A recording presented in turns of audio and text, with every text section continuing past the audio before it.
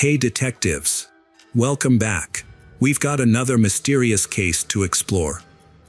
The case of Jasmeen Kaur. Jasmeen Kaur, an Indian girl, was born on September 14, 1999.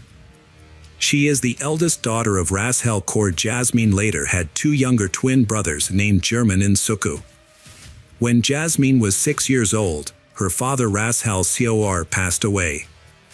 The family had to face many difficulties to overcome this pain. In 2017, Jasmeen was 18 years old and decided to start a new journey. She came to Australia with her relatives to seek new opportunities. Jasmeen's uncle, who lived in Adelaide with his wife and daughter, moved in with them. Because of her love of learning and desire to help others, Jasmeen enrolled at the University of South Australia. After completing her exams, she enrolled in a nursing program. Apart from studying, Jasmeen also takes on the responsibility of cooking for her family. She cooks very well. Jasmeen has proven herself to be a responsible and diligent woman. Jasmeen grew up in a good educational environment. She always kept in touch with her family, especially her mother and close relatives, sharing details of her daily life. To gain practical experience, Jasmeen took a job at a nursing home in the suburbs of Adelaide before completing her medical studies. At the same time, a young man named Tarikjot Singh, born in 1999 in a village in the state of Punjab, India. Tarikjot had a younger brother named Mohan Singh. Tarikjot's father often resolved conflicts in the family in a very brutal way. So the atmosphere in Tarikjot's house was often very tense and made both brothers feel scared. Tarikjot is known for his kindness and success, always willing to help people around him. At school, he was an excellent student. In 2016, when Tarikjot finished his studies, his grandparents tried to save a small amount of money to help him move to Australia. Finally, Tarikjot moved to the beautiful city of Adelaide. Tarikjot passed the English test, a necessary requirement for admission to the University of South Australia. At that time, he was faced with many choices about his direction and field of study. In the end, he decided to pursue information technology and aimed to get a bachelor's degree. In addition to studying, Tarikjot also had to work to support himself. Tarikjot tried many different jobs, mainly related to caring for the elderly. His colleagues loved and respected him, and employers appreciated his honesty and kindness. Over time, Tarikjot achieved much success. Eventually, he saved up enough money to buy his own apartment on the outskirts of the city. There, Tarikjot befriended a young man named Edwin. In 2018, Jasmeen and Tarikjot met for the first time. Tarikjot and Jasmeen were colleagues at their part-time job. Their relationship quickly developed into love. Tarikjot he identified Jasmeen as the person he wanted to build a family life with. However, as time passed, Tarikjot gradually became jealous. He began to suspect Jasmeen. He asked Jasmeen to report her activities in detail, controlled her every move, and became jealous when she met friends after work. Tarikjot became too controlling in his relationship with Jasmeen. Tarikjot kept calling and making baseless accusations. Jasmeen felt that she could not bear this kind of life, so Jasmeen confided in her mother about these problems. The mother knew and did not approve of their relationship. Tarikjot remained unchanged and believed that his thinking was correct. Tarikjot bought a ring to propose to Jasmeen in October 2020, although he felt that Tarikjot was jealous and controlling. Jasmeen still accepted his proposal.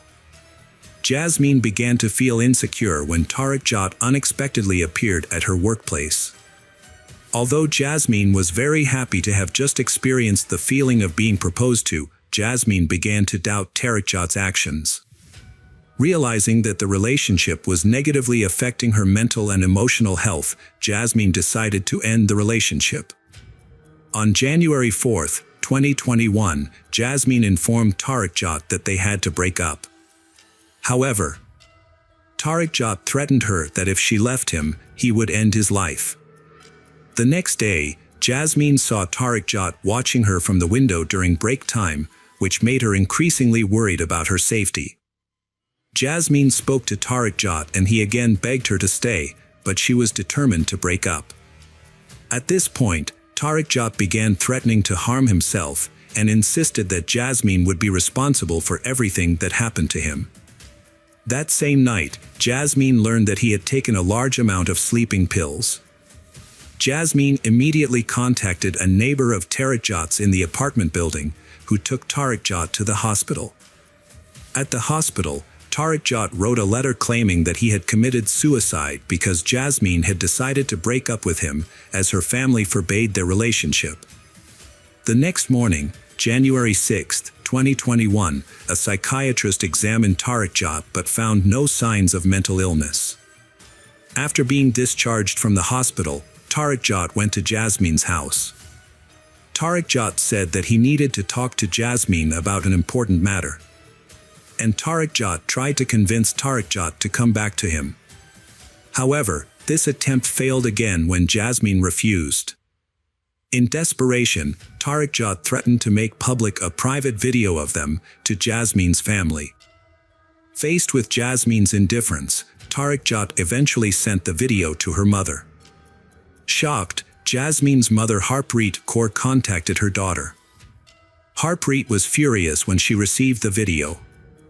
Tariq Jat then went to Jasmeen's workplace the next day. Tariq Jat stood by his car and patiently waited for Jasmeen to leave work. Although Jasmeen ignored him and left, Tariq Jat followed her in his car. But suddenly stopped, letting Jasmeen go home. However, that night, Jasmeen could not sleep well. The pressure from Tariq Jat increased and he kept threatening to share her private video with more people if she did not return to him immediately. January 28, 2021, Jasmeen could not bear it anymore. She officially reported Tariq Jat's harassment to the police. The police recorded every detail of their relationship. Due to the seriousness of the case, the police conducted an investigation and met Tariq Jat on February 9 to find out the situation. A few days later, Tariq Jat attempted suicide again but was fortunately discovered by a neighbor in time. In the hospital, he explained that he could not face the breakup and asked to be discharged. His request was accepted and he was discharged. However, after being discharged, Tariq Jat began taking medication prescribed by a doctor to treat depression, anxiety, and agitation.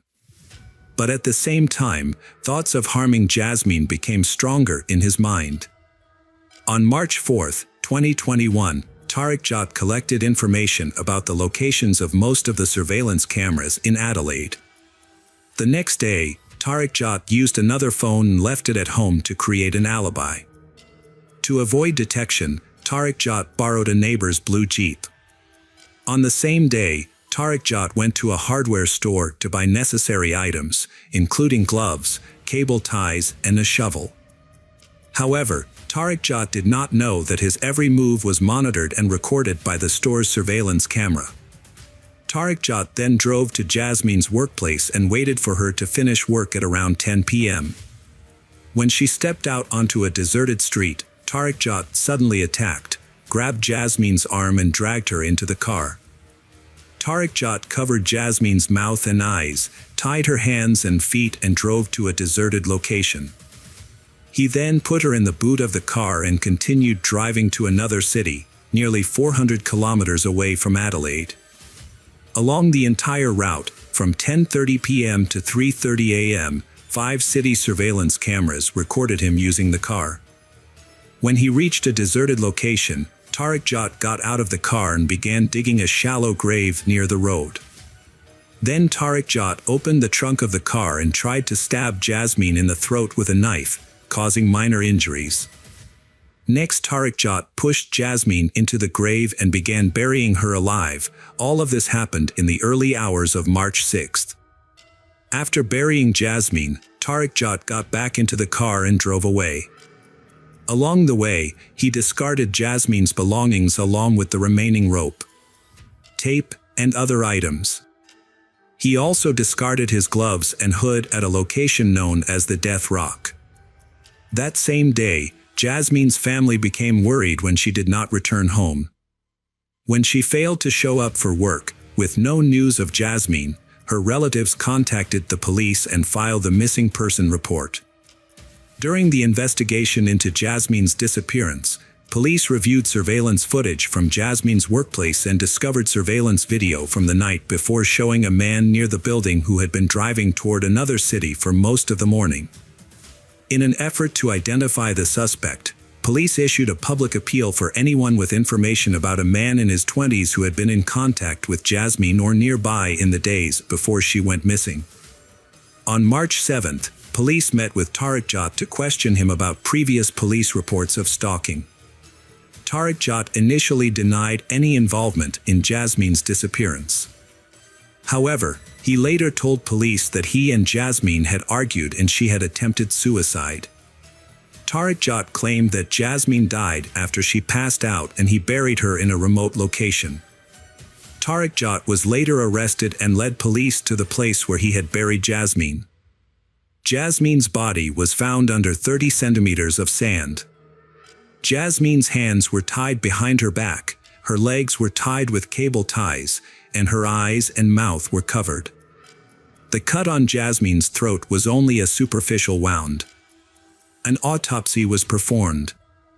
During interrogation, inconsistencies in Tariq Jat's testimony led to his arrest.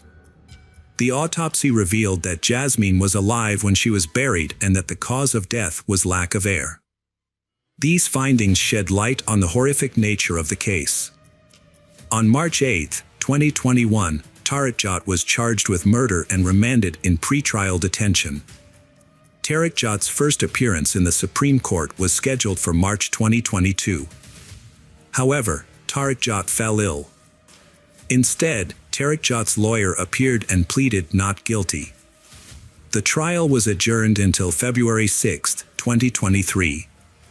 On February 6, 2023, Tariq Jat publicly admitted in the Adelaide Supreme Court that he had kidnapped Jasmeen with the intention of killing her. 5 months later, on July 5, 2023, in the Supreme Court of South Australia, the judge sentenced Tariq Jat to life imprisonment with a non-parole period of 22 years and 10 months. Tariq Jat could be eligible for parole after this period. However, if released, the defendant would have to leave. Hello again, true crime fans. We've got another mysterious case to explore, the case of Tara Baker. Tara Baker was born on January 20, 1977, in East Point, Georgia. Her parents divorced when she was young, and her mother later remarried. She is the eldest of 4 siblings. From an early age, she showed a strong interest in the legal system, with the desire to pursue a career as a lawyer or judge. She would often engage in mock trials with her stuffed animals, create contracts with her relatives, and even write letters to politicians, including the President of the United States, to express her opinions. After high school, Tara attended Georgia College, where she earned 2 bachelor's degrees in just 3 years, graduating in 1999. She then enrolled at the University of Georgia, one of the top law schools in the country, located in Athens, a small town close to her parents' home. To avoid dorm life, Tara rented a house with 2 other university students, one of whom she knew from college. Tara worked at a prestigious law firm in downtown Athens, covering her expenses and gaining valuable experience in her future profession. In January 2001, Tara spent a lot of time studying at the university library. On the evening of January 18th, she went to the library to study with a friend. Her friend left the library around 7:30 p.m. Tara stayed behind, calling her friend at 9:46 p.m. to check if she had arrived home safely, mentioning that she would head home soon. The next day, around 6 p.m., Tara's mother, Virginia Baker, received a phone call from a woman who identified herself as a detective. The detective tells Virginia that they need her daughter Tara's fingerprints for their current investigation. Believing it was a prank, Virginia hung up, but her curiosity got the better of her. She decided to call the Athens police station to verify the call. Police said the caller was actually a forensic detective, and they further informed her that there had been a fire at Tara's home. The detective explained that they were trying to locate Tara, but so far, they had only found one of Tara's roommates, who had been out at the time of the fire. The other roommate was also missing, and investigators suspected that the unidentified body they found might be one of them. Virginia was desperate for information and asked the detective to describe the room where the body was found. The detective's response sent a chill down Tara's spine. The room was filled with Tara antique items, which she had spent years collecting. Virginia and her family immediately drove to Athens to see what was happening to their daughter, hoping that it was just a misunderstanding and that Tara was safe. Upon arriving at the police station, they were forced to wait for several hours without receiving any updates. Eventually, a detective emerged and delivered the devastating news. The body found in the house was indeed Tara's, and her death was a result of murder, not the fire. However, the detective was exhausted and declined to answer any questions. Before departing, he shared one crucial detail: Tara had inadvertently left behind a clue. Fragments of the perpetrator's skin were found under her fingernails, which could potentially aid in identifying the killer. Tara's family was shocked, confused, and hopeless by the news. Despite their requests for more information about Tara, the police remained silent, not providing any further details. The family of Tara Baker was left in the dark about her murder investigation. Despite their repeated attempts to get information from detectives, they were met with silence. The local police department never reached out to them, forcing the family to constantly call and visit the station to beg for updates. Through persistence, they were able to gather some details about the case. Firefighters were called to Tara's address on January 19th at approximately 11 a.m. in response to a fire. After extinguishing the flames, they found Tara's body inside. The medical examiner's report confirmed that she had been murdered, with signs of strangulation and stab wounds. It appeared that the killer had set the fire to destroy evidence after Tara's death. However, the police refused to share the medical examiner's report with Tara's parents, leaving them without crucial information about her murder. The family also discovered that some evidence may have been destroyed by the firefighters. Unfortunately, this is not uncommon in cases like this. Investigators may not have properly secured the crime scene, which could have resulted in the loss of evidence. As Tara's family sought answers about her death, they were met with a lack of transparency and disrespect from the police. They were not kept informed about the investigation, were often treated rudely and unprofessionally. In an attempt to hold the police accountable, they began to record their conversations and filed complaints, but these efforts yielded no results. The family sought the advice of a renowned criminologist. However, the local police department would only allow him to review the case materials under one condition: he was not to share any information or findings with Tara's relatives. This left Tara's family unable to find answers about her death. Tara's family waited 10 years to get her death certificate. After writing to the state governor, they finally received it, but it didn't give them the answers they were looking for. Instead of explaining what caused her death, the certificate simply stated that she died from multiple injuries, without providing any further details. Despite the police continued their investigation, but their actions raised several questions. When Tara's body was discovered, firefighters immediately called the police, recognizing that a murder had taken place. But the crime scene was seriously destroyed due to extensive damage from the fire and water used to extinguish it. Furthermore, the family later discovered that some surviving items at the crime scene were not examined for fingerprints. Tara's laptop was found missing from her room, but other valuables were intact. Since there was no evidence of forced entry, investigators suspected that Tara was familiar with her killer and had voluntarily allowed them into her room. Although the crime scene was heavily damaged due to the fire, investigators established that Tara's two roommates were away from town at the time, leaving Tara home alone. Because it was difficult to determine the exact time of death, medical experts narrowed the window down to a time frame of 10 p.m., when Tara left the library, to 11 a.m., when neighbors called the fire department.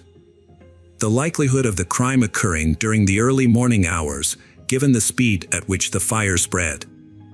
The police investigation uncovered two significant leads. One involved a witness who reported seeing a middle-aged white man running down the street on the morning of the murder, wearing only a t-shirt and jeans despite the winter weather. Additionally, the police discovered a suspicious phone call made to Tara's university a few days before her death. A heavily intoxicated man had called the university's student information line.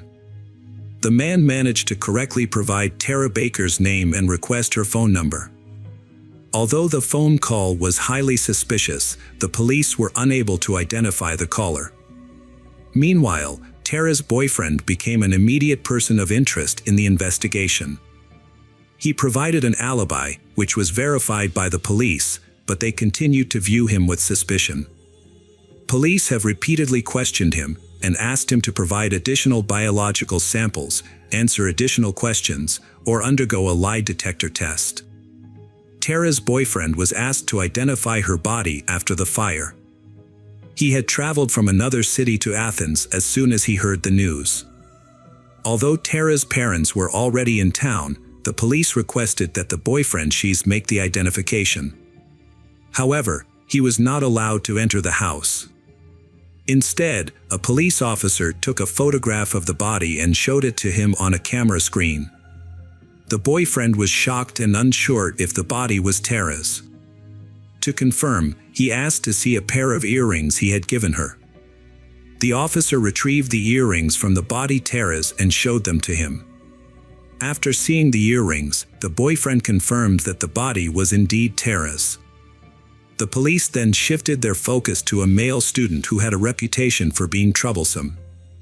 Several female students reported that he had repeatedly asked them out on dates, despite being told no, and made them feel uncomfortable with his behavior.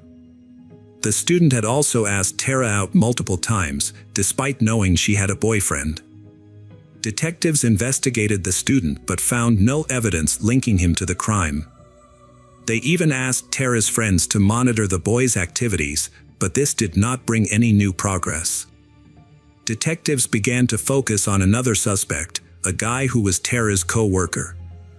When they interviewed his co-workers, they discovered that his behavior in the days leading up to the murders was very strange. Specifically, he had stopped socializing with a group of close co-workers.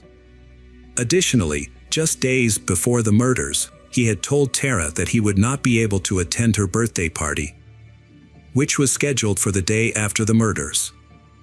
On the morning of January 19th, one of Tara's co-workers tried to convince him to attend birthday celebration, as Tara had been hurt by his initial refusal. When the colleague visited the attorney's office, however, he was nowhere to be found. This was unusual, as the attorney was typically present at the office in the mornings. A check of his work schedule revealed no meetings or appointments, adding to the mystery of his absence.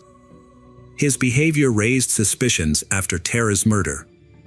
He was absent on the day of the murder, but the next day, he visited a colleague's home and acted strangely. Many suspect that he regularly used illegal drugs, which may have contributed to his erratic behavior.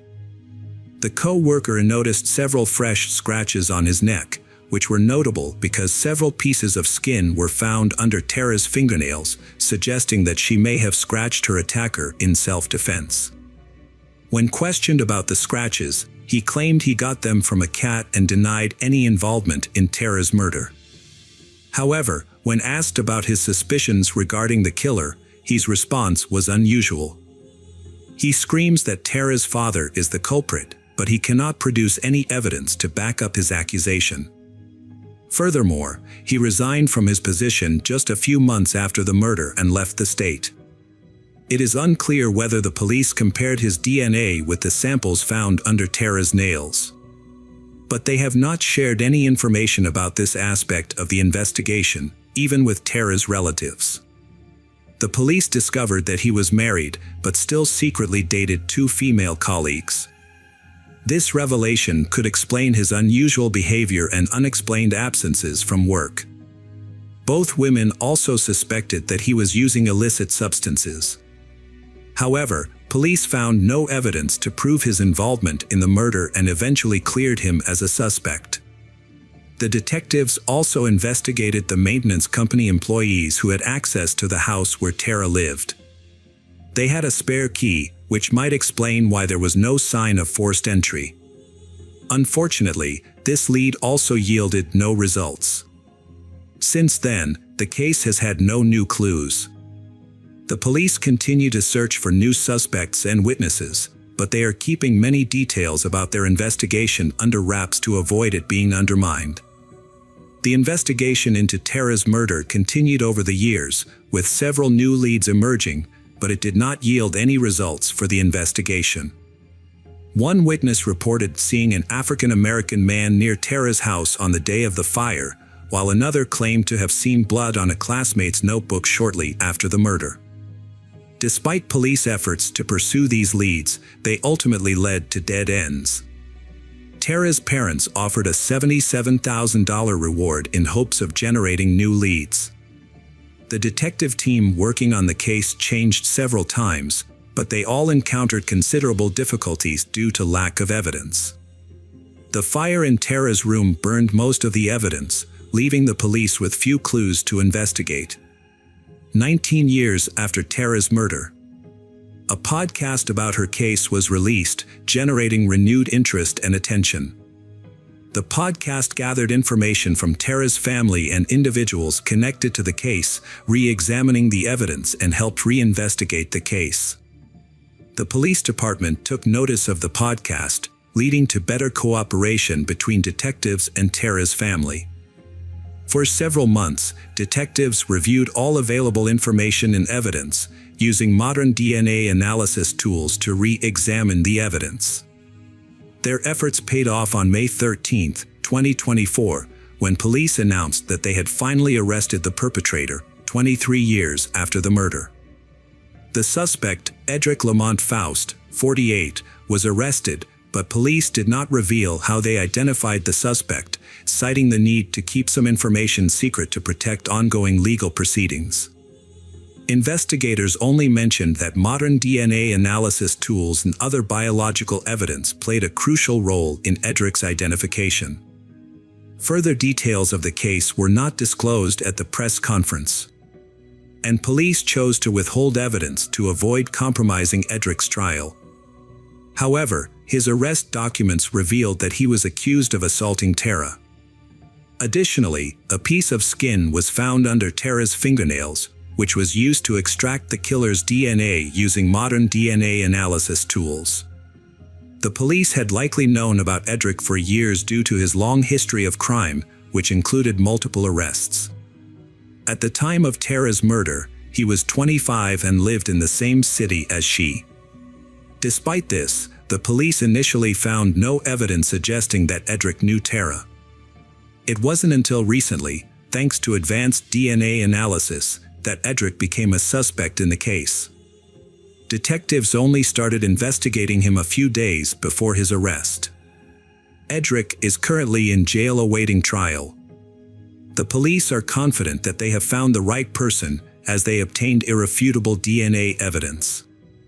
As a result, Edric was denied bail, and Tara's case is now considered closed. Tara's family finally finds out the truth after 23 years.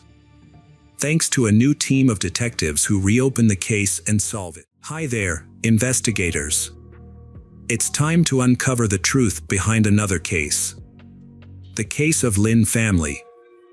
Min Lin and Yun Lin's romance began in the late 1980s when they met at an Australian university.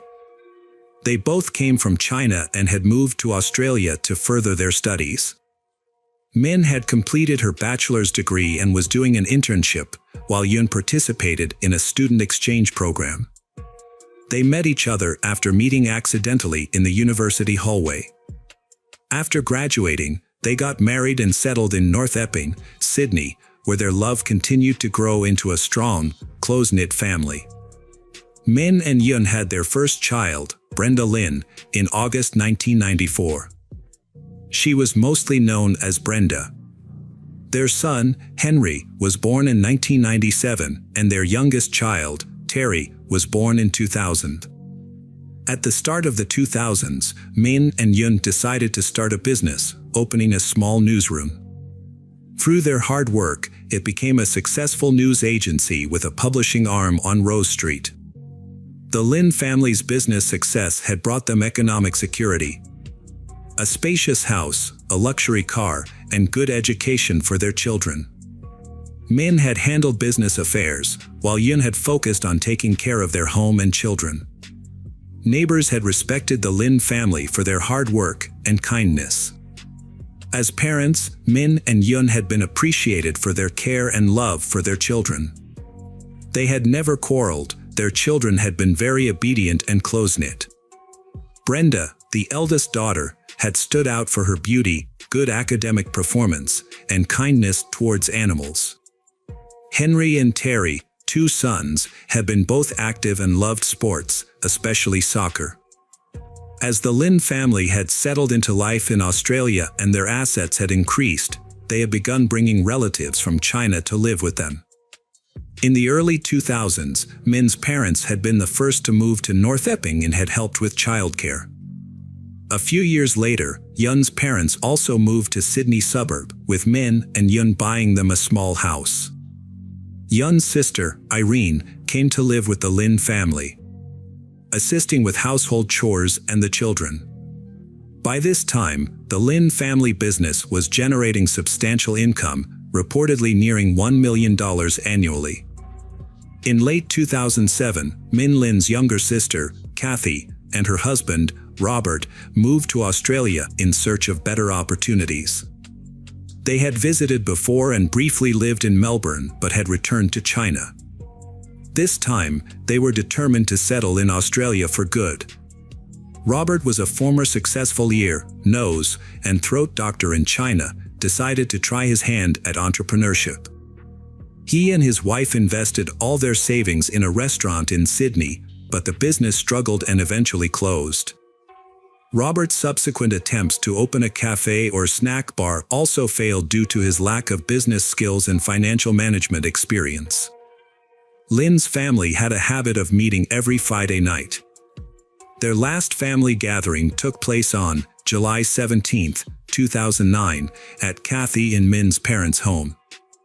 The next morning, July 18, the Lin family's store had not been open, making longtime customers feel surprised and confused. This sudden closure had raised their concerns. One of them tried to contact Min multiple times but was unsuccessful, so they called Min's sister Kathy to see if she knew what was going on. Kathy was surprised and worried because her brother never closed the shop without making arrangements first. Kathy tried to call Min and Yun, but they didn't answer. She also tried calling their home phone, but no one picked up. Kathy and her husband Robert were worried, so they decided to visit Min's house to make sure everything was okay. They arrived around 9 a.m. and saw the family car.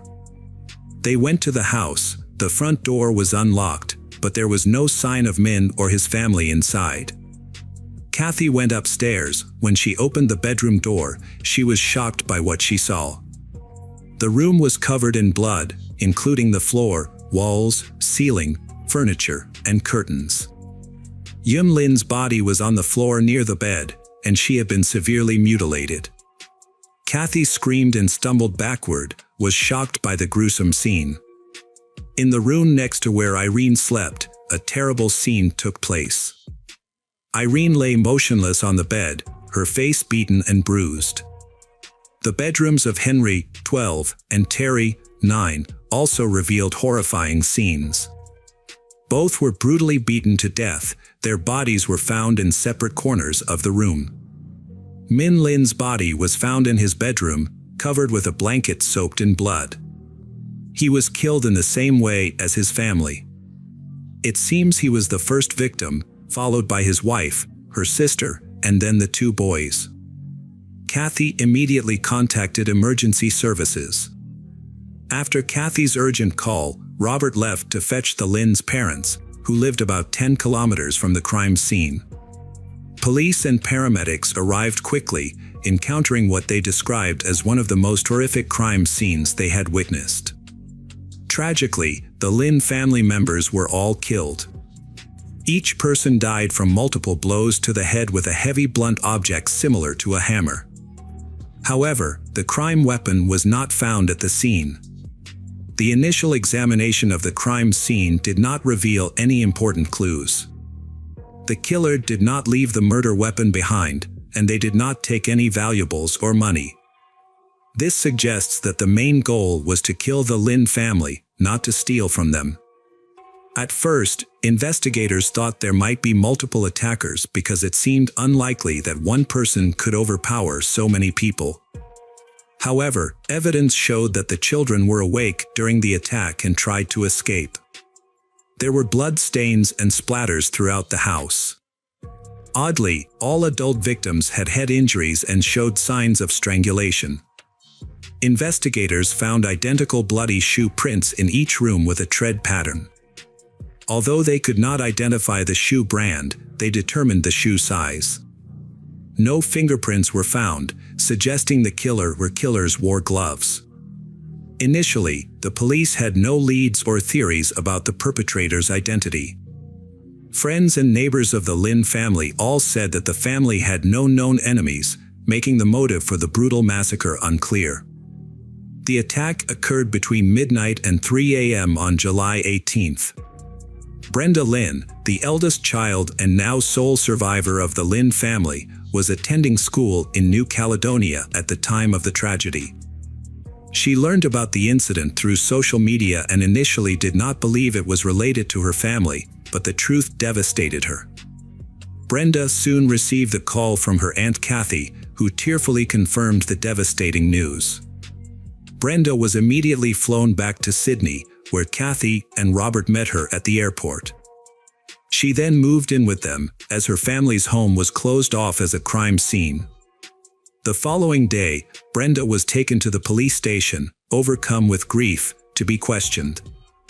However, she had no new information to share, stressing that her family had no enemies and hadn't noticed anything unusual before her trip. After her family's passing, Brenda inherited a significant fortune, including property and the family business.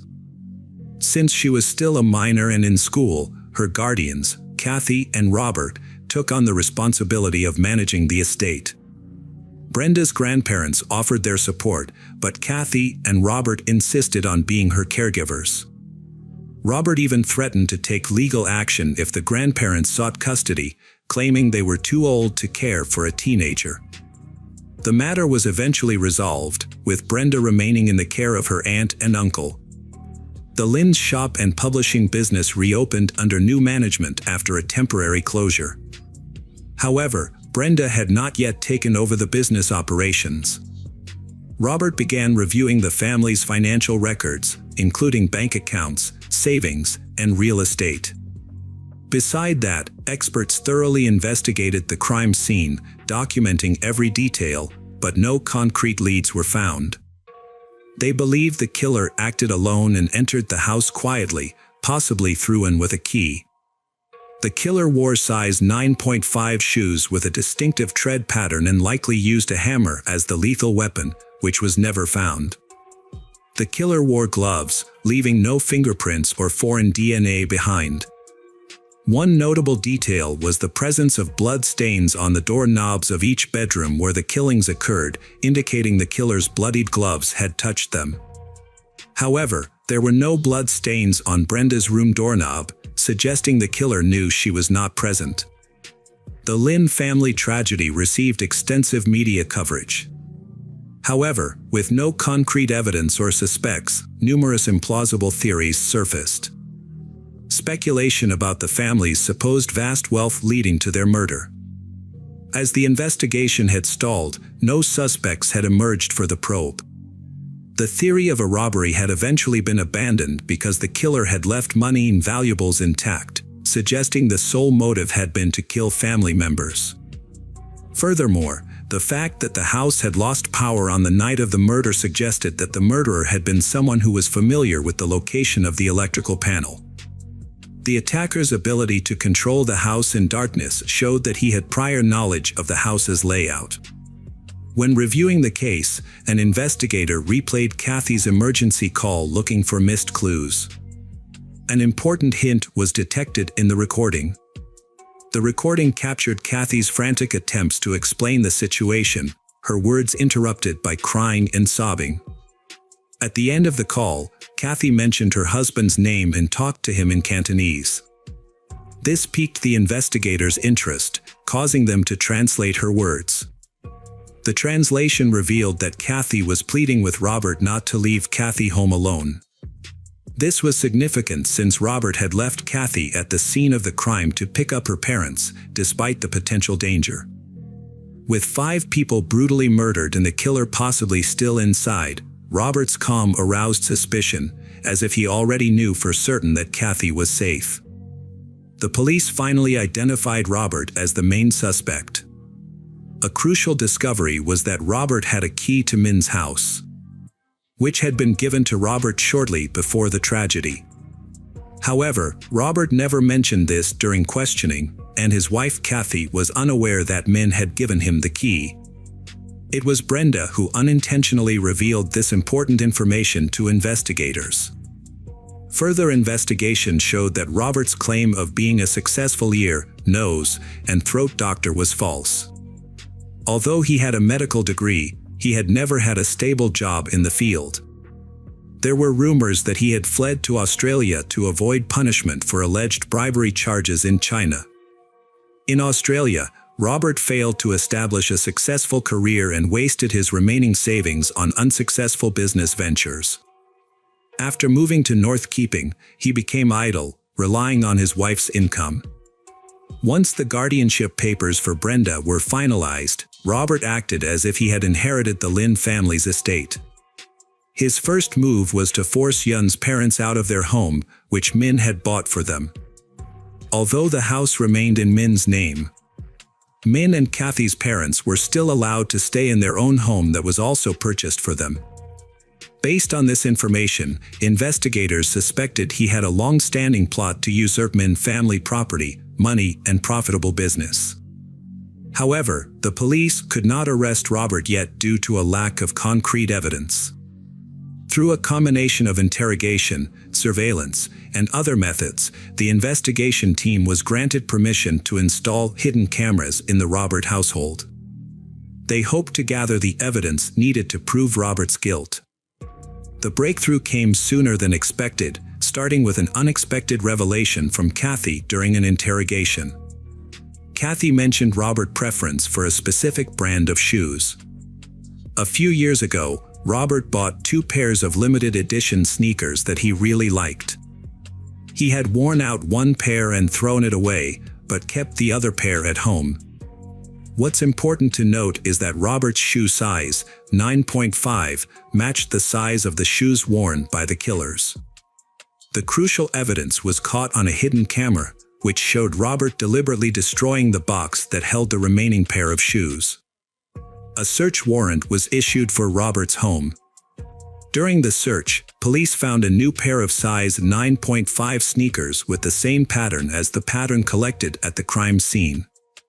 In the garage, they discovered a small bloodstain, which was later confirmed by a forensic examiner to be a bloodstain containing DNA from all 5 victims of the Lin family, linking it to the crime scene. In May 2011, 2 years after the tragedy, Robert was officially arrested. He denied involvement, claiming the blood stains in his garage appeared after returning from Lin's house following the tragedy. He also downplayed the importance of the sneakers, saying they were new and he threw away the old shoes. While in prison awaiting trial, Robert shared a cell with a number of informants whom the police had arranged. During a conversation, he confessed to carefully planning the crime and covering his tracks.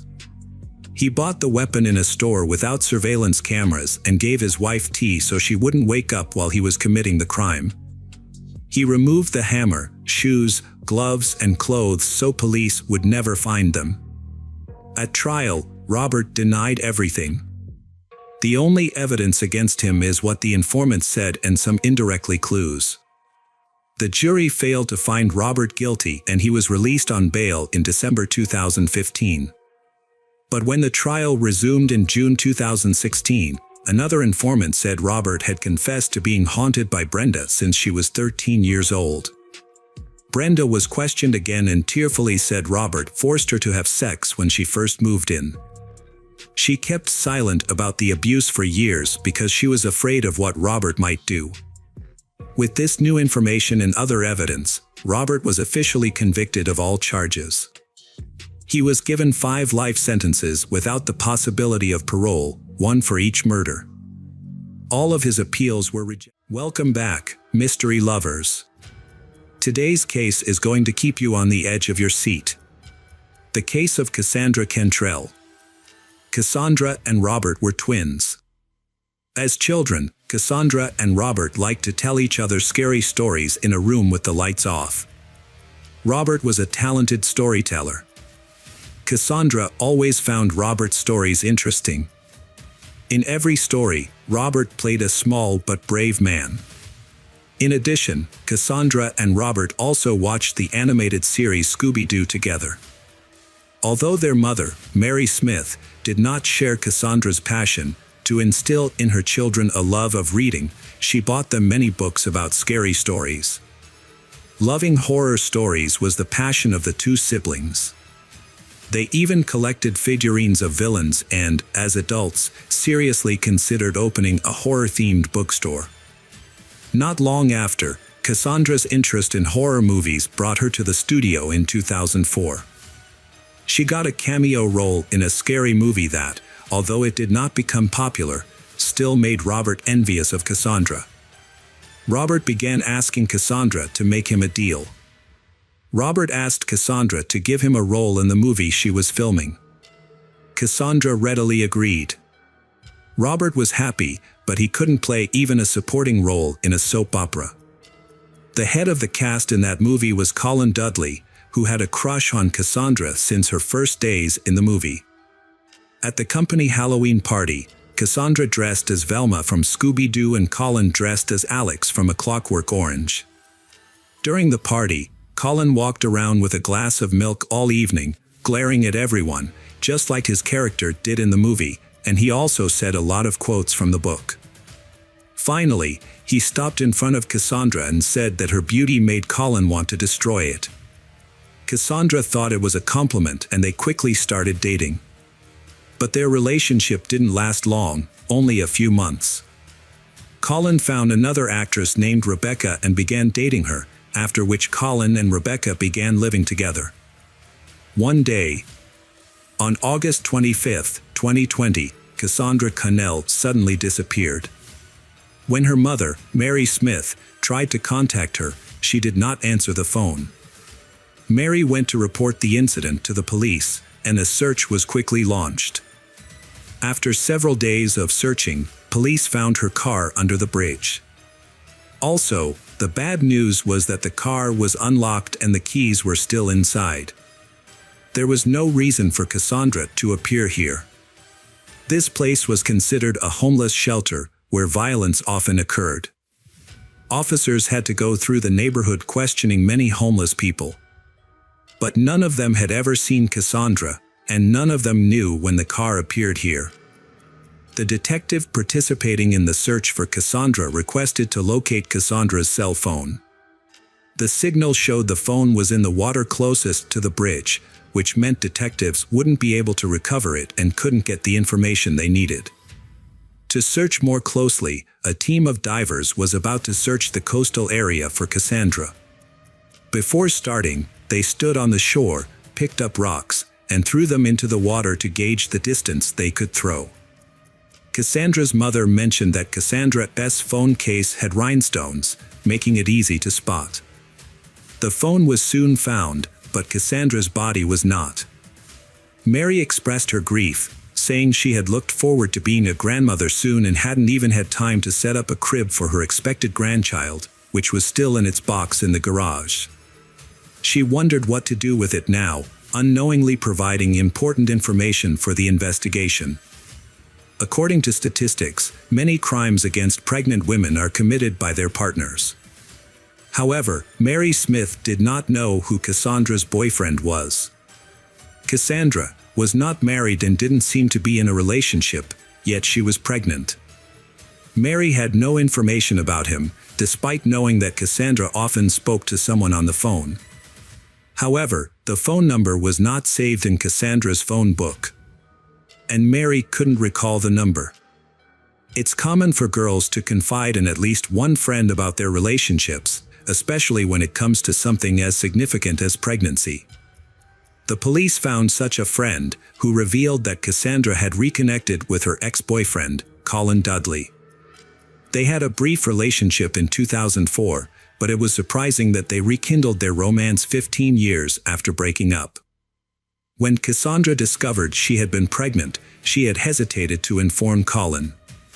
She had recalled an earlier conversation where he had expressed his disdain for having children, even expressing relief that his wife Rebecca had been infertile. Fearing a child would disrupt her relationship with Colin, Cassandra had kept her secret hidden. However, as her pregnancy had progressed, it had become more and more difficult to hide underneath the oversized clothes. To avoid arousing suspicion, Cassandra had stopped seeing Colin, even though she had known she couldn't keep the truth hidden forever. Cassandra decided it had been best to be honest with Colin. So she had told him over the phone that she had been pregnant with his child. Colin had been silent for a moment before replying that he had been happy about the news. Although his tone had seemed a bit off, Cassandra had believed he had truly felt happy. A detective visited Colin's house and knocked on the door. However, the person who had opened the door had been Rebecca, a detective who introduced herself as Colin's old friend and had asked to meet Colin. Without hesitation, Colin had stepped out from behind Rebecca, closed the door behind him, and walked out of the house with the detective. It had seemed like Colin had been expecting this conversation, even though the detective had yet to formally introduce himself. Colin told the detective that he appreciated the detectives for not revealing any information in front of Rebecca. Colin mentioned that he had heard about Cassandra's disappearance and found it strange, and said that he didn't know where she had gone. He explained that Cassandra had told him about a big argument with her brother, Robert. Colin had advised Cassandra to reconcile with Robert, but was unsure whether she would take his advice. The detective already knew about the fight between Cassandra and Robert, as Colin had explained to the detective that it had been just a small family misunderstanding, even though Robert had been extremely upset about it. On the day she disappeared, Cassandra had called Colin and said she wanted to talk, but he had refused because of his ego. Now, Colin blamed himself for her disappearance, believing that if he had met her that day, she might not have disappeared. Colin admitted to the detective that he had not been the nicest person, that he had been secretly dating Cassandra behind Rebecca's back for a long time, and expressed his belief that he would probably be punished for it in the other world. Colin also shared that when his father had passed away in 2014, he had a deep hatred for Rebecca. Rebecca often clashed with her father Colin, accusing him of not understanding her. However, sometimes it turned out that it was actually Rebecca who didn't understand her father. After Colin's father had passed away, Colin had wanted to fulfill one of his wishes. His father had been right about some things, and Colin decided to rekindle his relationship with Cassandra. This meant Colin had to end things with Rebecca. Therefore, for 5 years, Colin had lived a double life, which was extremely difficult. Colin constantly made excuses to come home late, telling Rebecca about fake business trips. Colin even bought a fishing rod even though he didn't like fishing. Colin would tell Rebecca that he was going to the lake when in reality he was visiting Cassandra. To make his lie more believable, he bought fish from the supermarket and Rebecca would cook it, despite the fact that the smell of fish made him sick. Things took a surprising turn when Colin discovered that Cassandra was pregnant. Colin did not know who the father was, but Cassandra had confided in a close friend that it was Colin. Colin found this hard to believe. She wanted to have a family of her own with Colin, but this was something Colin could not provide for her. Colin assumed she had found someone else, and he assumed that was why Cassandra didn't want to see him anymore. The detective asked Colin when was the last time he had seen her. Colin honestly replied that he didn't remember, but it was probably about 3 or 4 months ago.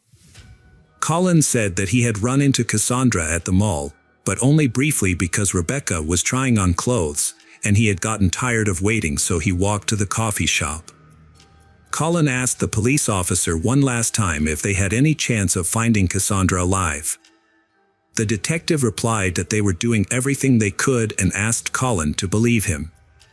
This was not the last time Colin saw the detective. Although Cassandra's phone was unusable, police had obtained her call records. It turned out that the person Cassandra had been calling frequently was Colin Dudley. Cassandra had called him often, even on the day she went missing. Police also received CCTV footage from the railway station near where Cassandra's abandoned car was found. The video showed a suspicious man standing out among passengers on the platform. He was wearing a long coat, gloves, and a scarf covering his face. A wide-brimmed hat obscured his eyes, making it impossible for police to see his face clearly. However, the detective noted that the man's gait reminded him of Colin Dudley. The hat was similar to the one Colin had worn at the party playing a character in the movie A Clockwork Orange. After tracking the suspect via CCTV, detectives observed him briefly entering a coffee shop, only to leave a few minutes later and head towards the parking lot. There, he got into his car and drove away. Even though his face was obscured the entire time, detectives were still able to write down the license plate number. A search warrant was then issued and a unit was dispatched to Colin Dudley's residence. During the search of Colin's home, detectives hoped that Cassandra was still alive. At first, there was no evidence of a murder at Colin's house. However, in the wardrobe they find the hat that Colin had tried to hide. They then found a basement in his house. When the police went to the basement, they did not find Cassandra there and there was no evidence of a crime. However, the dog detected the smell of blood, became agitated and barked continuously. Colin insisted he did nothing illegal, claiming that the police had no evidence and no other suspects, so they were trying to frame him, and he claimed to be an innocent man. In search of more information, detectives interviewed Rebecca, who was shocked by the surprise search, the allegations against her husband, and the fact that she had been deceived for years. She said many things about Colin and her feelings, but when the detective asked if her husband was capable of murder, she thought for a long time and then answered no. The evidence against Colin was not enough to send him to prison, which angered Robert and Mary Smith. Later, Colin was called in again for questioning. This time, Colin claimed that he had an alibi to counter the charges against him. He said that at 6:30 a.m. on August 25th, he went to a hardware store and bought household cleaning chemicals and trash bags. The store's cameras confirmed this, but the purchase of large trash bags raised suspicions. In addition, Colin received a text message from Cassandra, saying that Cassandra was coming to his house. Colin immediately deleted the message, but it was still stored in the mobile carrier's memory. The police took it from calls and text messages. According to cell phone signals, Colin and Cassandra had not left the house for several hours that morning. Colin turned off his phone but left Cassandra's phone on, possibly accidentally. As a result, police were able to track his movements, including where he was seen on the station's CCTV cameras. Police suspect Colin may have used the cafe to clean up after the murder and wash up in the toilet. Colin drove to where he had discarded Cassandra's phone, which was the last location of Cassandra's cell phone signal. The police need to find Cassandra's body and seize the GPS tracking device on Colin's car to accurately track his route. This device provided new evidence in the case. Following Colin's trail the previous day, the police discovered a large trash can tied with a rope in a ravine in the forest. The ground around the bag was covered in blood, and it was clear to see what was inside. The case happened a month ago, so identifying the body was difficult. However, police were able to identify Cassandra's body thanks to a tattoo described in the search notes. Colin was arrested the same day and charged with murder. Forensic examination revealed that Cassandra's death was caused by a fractured skull due to blunt force trauma.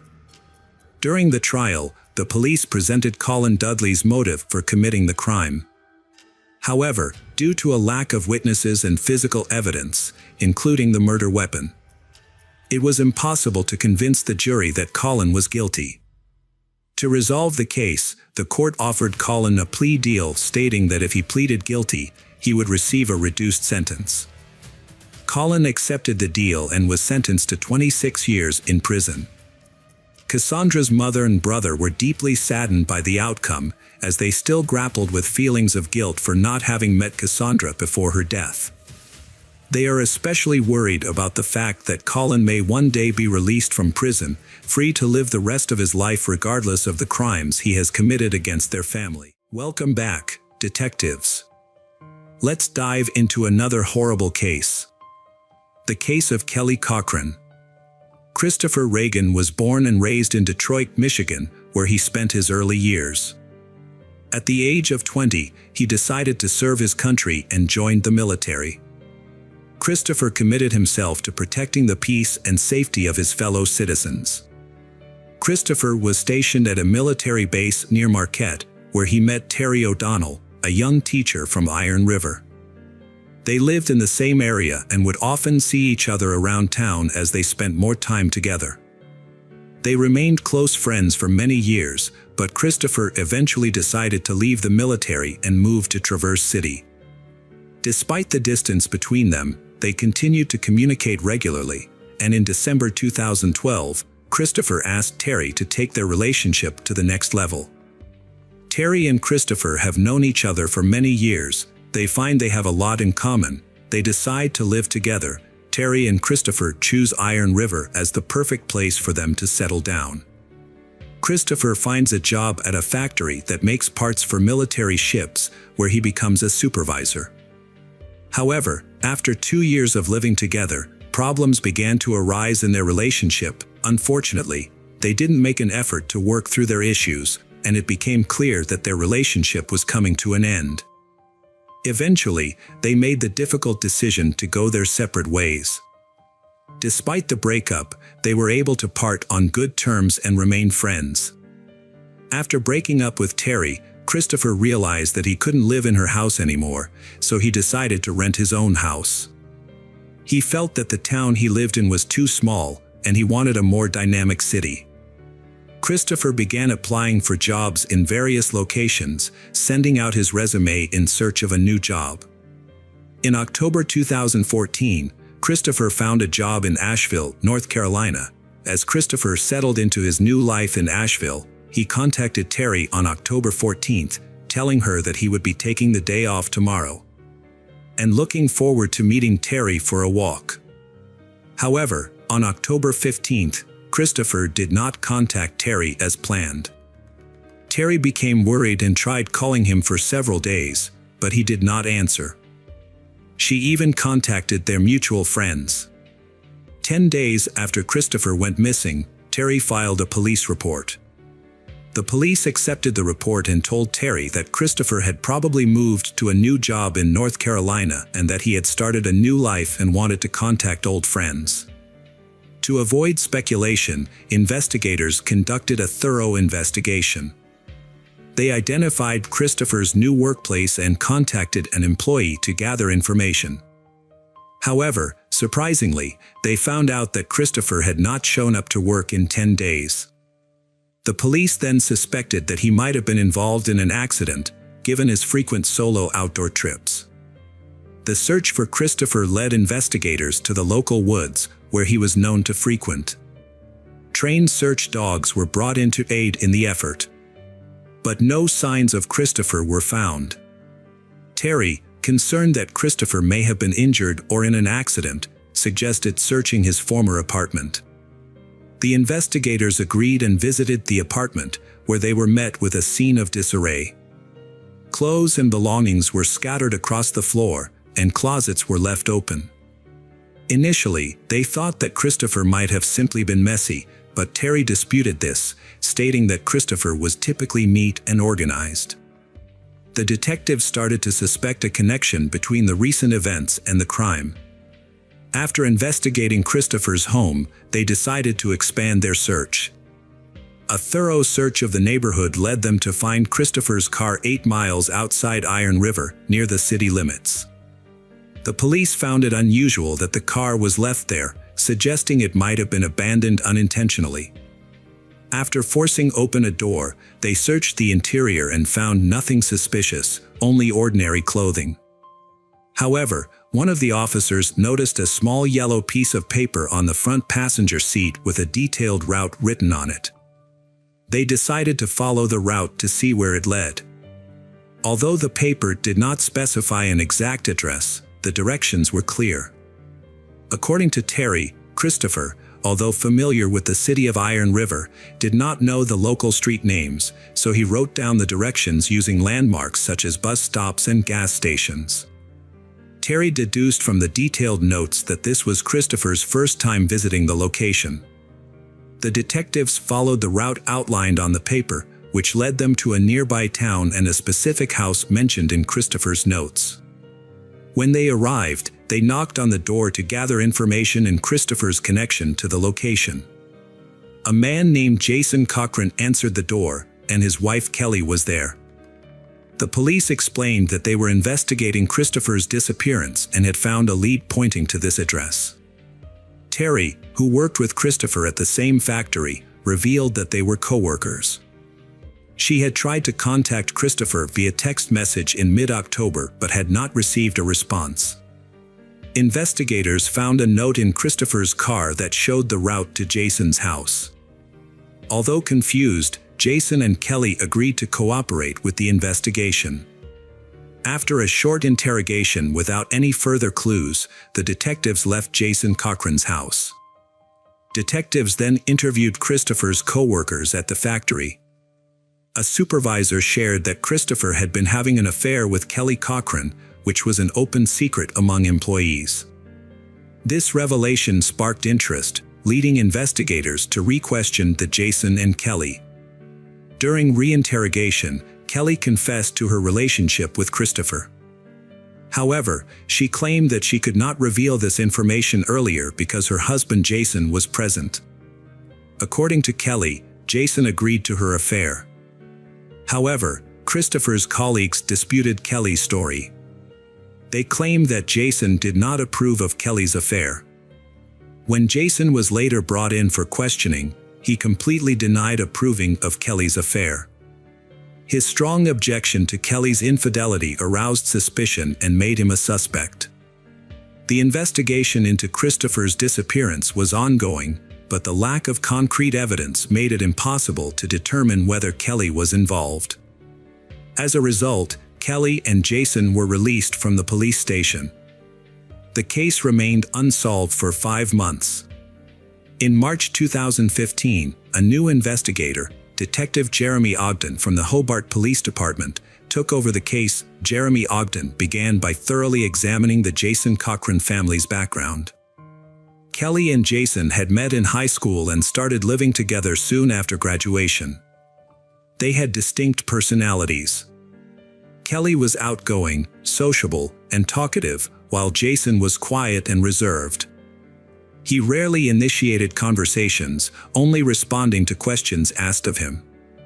Despite their differences, they decided to get married. After the wedding, they started a business together, providing swimming pool maintenance services. The business was modest, but it provided a decent income for they. Jason handled most of the pool maintenance work, but the constant stress and physical strain took a toll on his health. He began to experience back problems and felt increasingly heavier every day. Eventually, he realized he could no longer continue running the business. Kelly then took over the responsibilities of running the business, hoping that Jason would soon recover and return to his duties. However, his condition continued to worsen, and medical treatments were not providing the desired relief. Kelly searched for alternative ways to help her husband recover. During her search, Kelly discovered a plant that offered hope for Jason's recovery. However, the plant was banned in their home state, making it inaccessible to them. To access the treatment, Kelly and Jason decided to relocate to Michigan, specifically Iron River Township, in 2014. Jason consulted his doctor and received a prescription for pain medication. Around the same time, in early 2014, Jason's wife, Kelly Cochran, started working at a factory that manufactured parts for U.S. warships. Kelly and Jason moved to the area. Kelly and Jason worked at the same factory where Christopher Reagan worked. Christopher and Kelly found common topics of conversation and over time became close friends. This friendship was especially important to Christopher. After gathering evidence, prosecutors presented their case to a Michigan judge to obtain a search warrant for Kelly and Jason's home. The judge granted the warrant, and on March 6, a team of investigators searched Kelly and Jason's home, carefully searching for any evidence related to Christopher's disappearance. The only significant discovery was a book written by Jason. He used a pseudonym in the world of video games. The title of the work was ordinary, but its content was horrifying. In this dark and violent book, Jason described the murder of the person who had harmed him. After reading the book, the detectives noticed a character who bore an uncanny resemblance to Christopher. This raised suspicions about Jason, leading them to wonder if he had been inspired by the real-life crimes he had committed. 3 weeks later, a second search of Jason's home was conducted. The police hoped to find crucial evidence that had been missed in the first search. However, when they arrived at the Jason's home, they found it empty, with no cars in sight. Repeated attempts to knock on the door went unanswered. It was later discovered that Kelly and Jason had fled the state shortly after the initial search, moving to Indiana. Their sudden departure left investigators concerned. Michigan police, needing a DNA sample, asked Indiana police for help. Indiana police went to Jason's new home, where they had just moved. The investigation into Christopher Reagan's disappearance ran out of clues. Time passed, and on February 22, 2016, Hobart, Indiana, police received a frantic call from Kelly Cochran, who tried to explain that her husband, Jason, was not breathing. When paramedics arrived, Kelly was in a panic. It was clear that Jason was beyond saving. He was sitting in a chair, his face burning like fire, as if he had overheated. The doctors officially confirmed Jason's death. His body was then sent for a thorough forensic examination. Meanwhile, Kelly was handed over to a police patrol and taken to relatives who lived nearby. To piece together what happened, investigators thoroughly searched the Jason's new home. During the search, a police officer found a syringe at the foot of Jason in his wife's bed. Initially, investigators believed Jason's death was due to substance abuse. The medical examiner's report showed that Jason had multiple drugs in his system, but Jason's death was due to strangulation, confirmed by bruises on his neck and face. The focus of the investigation then shifted to Kelly Cochran, who appeared to be connected to both crimes. She was now considered the prime suspect in not only Christopher's disappearance but also her husband's murder. On February 23, 2016, Kelly Cochran was summoned to the police station to answer questions about her husband's death. Under direct questioning and pressure from investigators, Kelly denied any involvement in her husband's death and Christopher's disappearance. She claimed that Jason's death was due to a drug overdose. Months later, investigators still lacked concrete evidence to convict Kelly. During the investigation, Detective Jeremy Ogden met Walter Hammerman, a close friend of Jason's. Kelly informed Walter of Jason's death, who then contacted the police. Walter shared his insights with investigators, saying he did not believe Jason's death was caused by drugs. He claimed that Jason had used herbs to relieve his chronic back pain. In March of the previous year, Jason confided in Walter about his concerns. Jason and Kelly were asked to go to Indiana because the Iron River police suspected them of being involved in Christopher's disappearance. This had a significant impact on Jason, leading to depression. Walter observed a notable change in Jason's behavior, with Kelly increasingly taking control over his life. Jason appeared to be constantly anxious, and he began to avoid social gatherings as soon as Kelly returned from work. As the investigation progressed, this information became a vital link. After the medical examiner determined that Jason had died from strangulation, Detective Ogden devised a plan to pressure Kelly into revealing the truth about Jason's death. Walter, Jason's friend, was used as bait to lure Kelly into a trap. On March 12, 2016, Walter, under police surveillance and equipped with a listening device, called Kelly. He told her that Jason had given him a letter containing important information before his death, with the condition that it be sent to the police if anything happened to him. However, Kelly surprisingly asked Walter to drop the idea, which caught both Walter and the police off guard. Despite this development, the detective still lacked direct evidence to build a case. In the weeks following her initial questioning, Kelly was subjected to multiple interrogations by investigators trying to uncover the truth. Despite their efforts, she continued to deny any wrongdoing.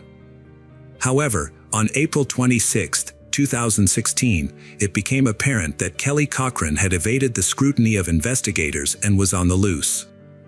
Detectives joined forces with police officers from Iron River and Hobart to launch a federal manhunt for Kelly Cochran.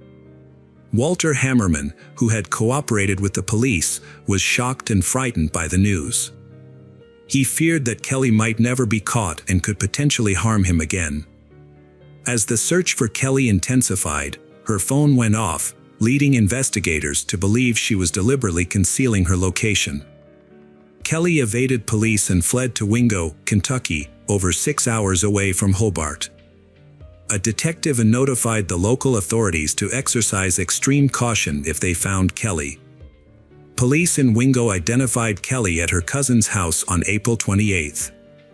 Understanding that she posed a potential danger and was prone to attempting to escape, officers rapidly proceeded to the residence, avoiding advance warnings that afternoon and detaining Kelly on site. During the interview, Kelly revealed new details. That Kelly was deeply in love with Jason and wanted to leave the city life behind to start over with him. On October 13, 2015, Jason discovered Kelly's infidelity. Jason made a dark pact. The adulterer was obliged to kill his lover if the affair was exposed. Kelly claimed she had never taken this pact seriously, thinking it was just a joke. However, Jason was resolute and warned Kelly that if she didn't fulfill her end of the bargain, he would take matters into his own hands. Despite her reservations, Kelly reluctantly helped Jason commit a heinous crime. The next evening, October 14, 2015, Christopher arrived at Kelly's house, eager to spend a romantic evening with Christopher while her husband was away. Kelly had planned a fun evening, complete with dinner and intimacy. Kelly and Christopher had dinner together and then went upstairs to the house. Then Jason suddenly appeared. Jason rushed into the bedroom, holding a rifle. Christopher immediately realized that he was in danger. Without hesitation, Jason shot Christopher in the head, killing him. Jason and Kelly then dragged the body down to the basement, where they began to dismember it with a hacksaw. Jason and Kelly cut Christopher's limbs and head off his body and placed the remains in several garbage bags. They then dumped the bags in the woods near Crystal Falls. To avoid suspicion, they drove Christopher's car away from the house. Kelly and Jason thoroughly cleaned the house to remove any evidence of the crime. Kelly was consumed by a deep-seated anger towards her husband, whom she blamed for ruining her chance at happiness with he she truly loved, Christopher. She couldn't forgive her husband for depriving her of the opportunity to be with him, and the pain and loss she felt lingered every day. Kelly's resentment towards her husband eventually turned to hatred, and she knew she could no longer live peacefully with him. An opportunity for revenge presented itself on February 22, 2016, when her husband complained of back pain. Kelly convinced him to let her give her an injection, but she deliberately gave him a dose that killed him. However, the medication didn't work as planned, and her husband was still breathing. Kelly then suffocated him by covering his mouth and nose with her hands. To ensure he was dead, she also squeezed his neck, which explained the bruises found on his body. After confessing to the crime, Kelly cooperated with the police to help them locate Christopher's remains. On May 18, 2016, Detective Jeremy Ogden led a team to a remote area near Crystal Falls to search for Christopher's body. A canine unit picked up the scent and led the team to a small hill, where they found a human skull with bullet holes, indicating a homicide. The team believed they had discovered Christopher's remains. Further examination of the scene yielded additional evidence, including a .22 caliber bullet, a broken firearm. Dental records later confirmed the victim's identity. This breakthrough finally solved the case that had haunted investigators for 2 years.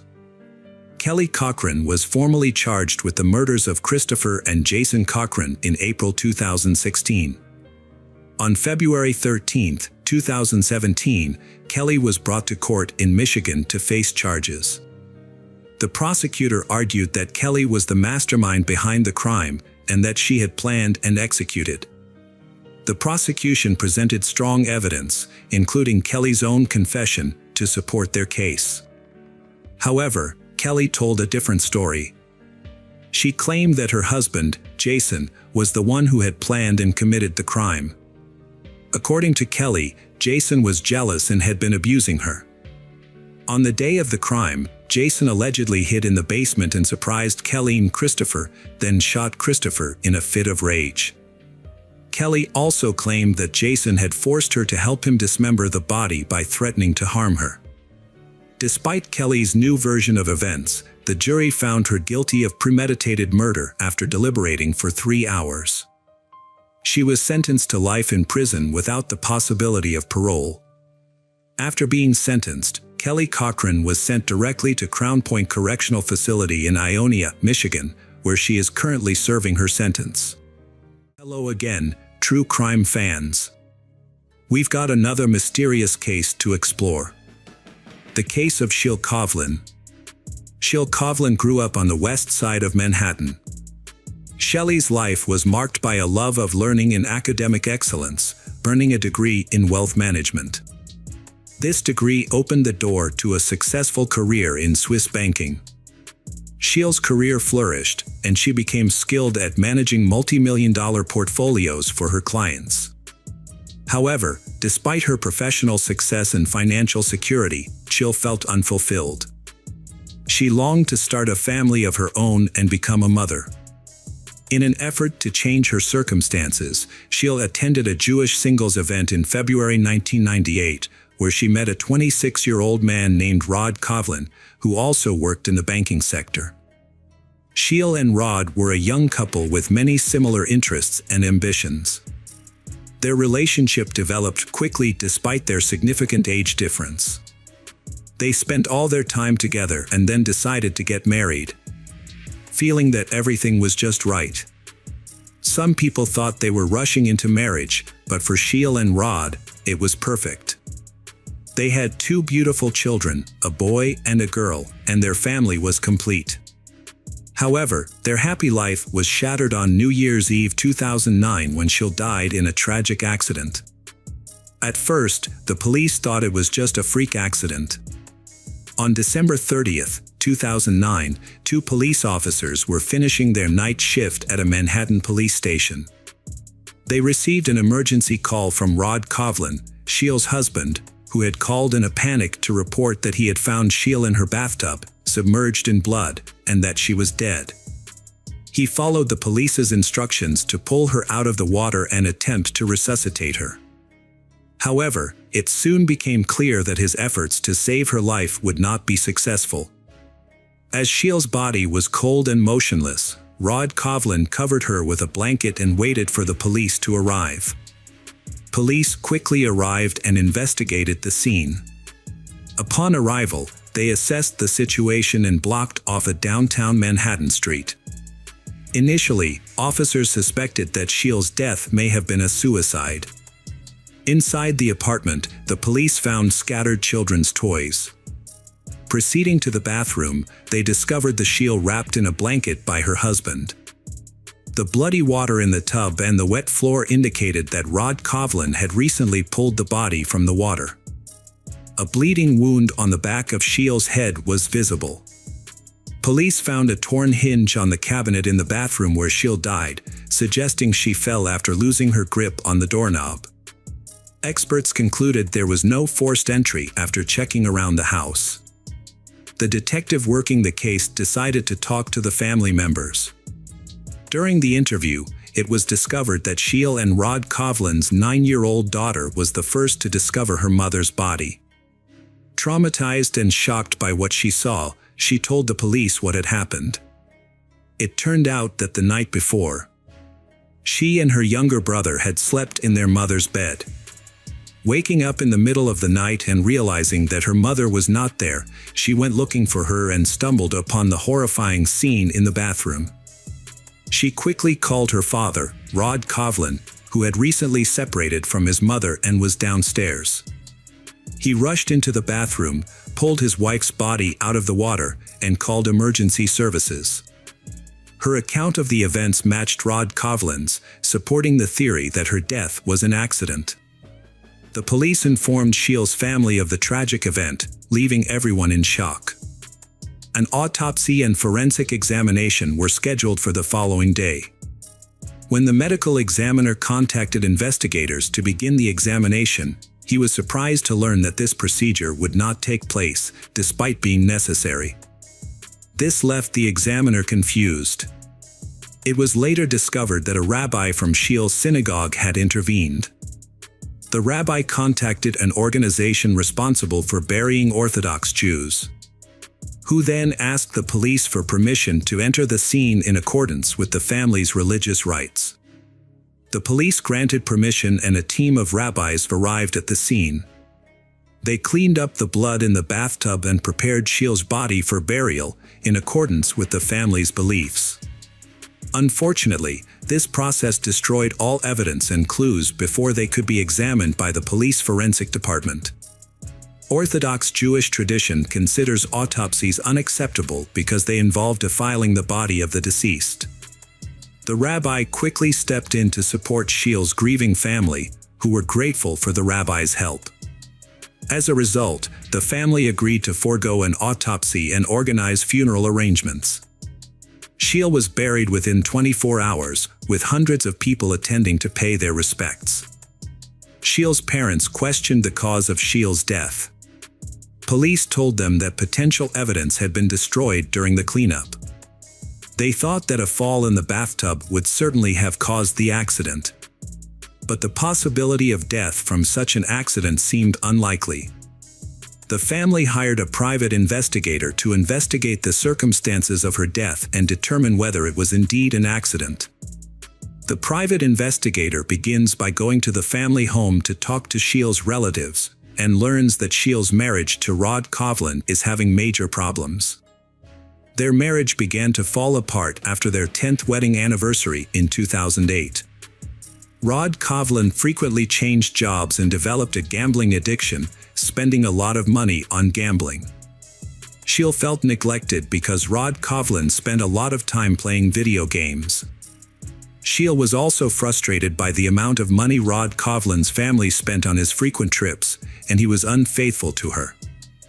Sheil, after discovering his email cheating, she decided to end their marriage and began the process of getting a religious divorce. However, the formal divorce process will take some time to complete. Although they are separated and experiencing strain in their relationship, they has tried to maintain their relationship for the sake of their children. Despite this effort, conflicts and disagreements between Sheil and Rod Kovlin continued to arise. Sheil had recently confided in her loved ones about her grievances with Rod Kovlin, characterizing him as aggressive and hot-tempered. She felt uneasy and monitored. The private detective suspected that Rod Kovlin might have been involved in his wife Sheil's death due to the complexities in their marital life. To investigate further, the detective aimed to determine if a crime had occurred at the scene where Sheil's body was found. He planned to inspect her apartment, but the door was sealed, requiring him to obtain a court order to gain access. Upon arriving at the scene with New York police officers, the detective attempted to unlock the door with a provided key, but it wouldn't budge. Just then, Rod Kovlin appeared from his apartment, claiming he had heard a noise and came to investigate.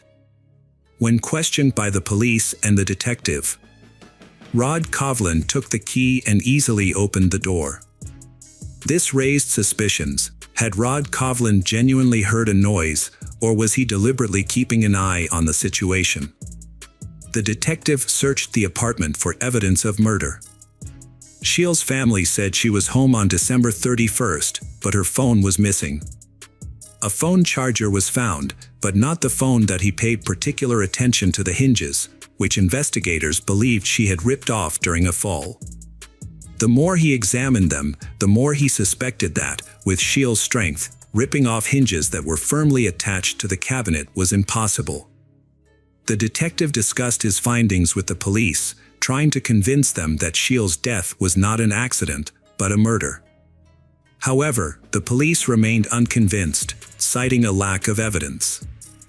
Therefore, they decided to perform an autopsy to conclusively determine the cause of death. This decision caused a difficult debate with Sheil's family. The exhumation took place 2 weeks after Sheil had been buried. Her loved ones were deeply distressed by the decision. In the Jewish faith, exhumation is considered negative and many religious leaders oppose the practice. The family needed time to think about their next steps. They felt the need to find out the truth about their daughter's death, so they agreed to exhume her body. However, the exhumation process was difficult, so the family had to apply for a special order from the prosecutor's office. Even with the family's consent, they still had to make sure that all the necessary paperwork was completed. Once all the paperwork was completed, they proceeded with the exhumation and autopsy. The autopsy results showed that Sheil did not die from a fall, but from strangulation, which caused her to suffocate and break her neck. The official cause of Sheil's death was revised, and it was no longer considered an accident. Instead, it was officially ruled a murder. The detective's suspicions and efforts were vindicated. The autopsy results were instrumental in prompting the New York Police Department to reopen the investigation into Sheil's death. Detectives began scrutinizing new evidence, including phone records and bank statements. They also interviewed everyone who had interacted with Rod Kovlin and Sheil. The attorney shared information about Rod Kovlin and Sheil during the first divorce hearing in May 2009. Rod Kovlin claimed that he could not afford the money because he was unemployed, but the judge said that he had to give up gambling and electronics. In court, Rod Kovlin's true nature was exposed, and he continued to criticize Sheil, making false accusations about her lifestyle, finances, and behavior toward their son. He even called Sheil's workplace to defame her. In the subsequent divorce hearing on July 7, 2009, the court banned Rod Kovlin from spending time alone with the children, a ban that remained in place even after Sheil's death. The court also denied Rod Kovlin custody of the children and awarded custody to Rod Kovlin's parents through a social worker. This decision likely angered Rod Kovlin greatly, police interviewed a former caregiver who had cared for Rod Coghlan's children before he fired her. It was discovered that on December 30th, Schill had received an expensive keratin hair treatment that cost hundreds of dollars. The care instructions emphasized avoiding humidity in high temperatures for several days, essentially prohibiting baths or showers. Schill's autopsy revealed no signs of bathing on the day of her death, leading investigators to speculate that she may not have taken a bath. Detectives reviewed surveillance footage from the building, which showed Rod Coghlan leaving his apartment at 4 a.m. on the day of the murder, dressed to go out. He returned a short time later. The building's security guard found this unusual, as Rod had never left the building that early. The security guard asked Rod Coghlan if he needed anything, but when he said no, Rod Coghlan returned with the chocolate bars and gave them to the security guard. Investigators believe that Rod Coghlan's actions were intentional to create an alibi, and as a result, he became the prime suspect. Schill and Rod Coghlan were still married, which meant that absent a will or divorce, Rod Coghlan would inherit her estate, which was worth over $5 million. Additionally, on December 31, 2009, Schill scheduled a meeting with her attorney to update her will and remove Rod Coghlan from the list of beneficiaries, which posed a significant threat to Rod Coghlan's rights and provided a clear motive for the crime. All of Schill's assets were frozen in a safe deposit account. It is likely that Rod Coghlan knew about Schill's plans to remove his name from her will, as he may have been monitoring her activities. A review of the surveillance footage revealed that Schill had returned home at 8 p.m. the night before the crime, talking on her phone. However, the phone had gone missing after the crime. The investigators decided to conduct another search of the crime scene, and upon returning to the apartment, they quickly found Schill's mobile phone lying on her bedside table, still connected to the charger. When questioned by the police, Rod Coghlan hired a lawyer, Ed, who advised him to remain silent. As a result, investigators had to continue searching for new evidence implicating Rod Coghlan. When they examined Rod Coghlan's phone records, they discovered frequent calls to the number of Deborah Holmes, a married woman with 3 children. 5 months before Schill's murder, Rod Coghlan and Deborah met at a sick bow tournament and began a passionate affair. They often met at sick bow tournaments or played together online.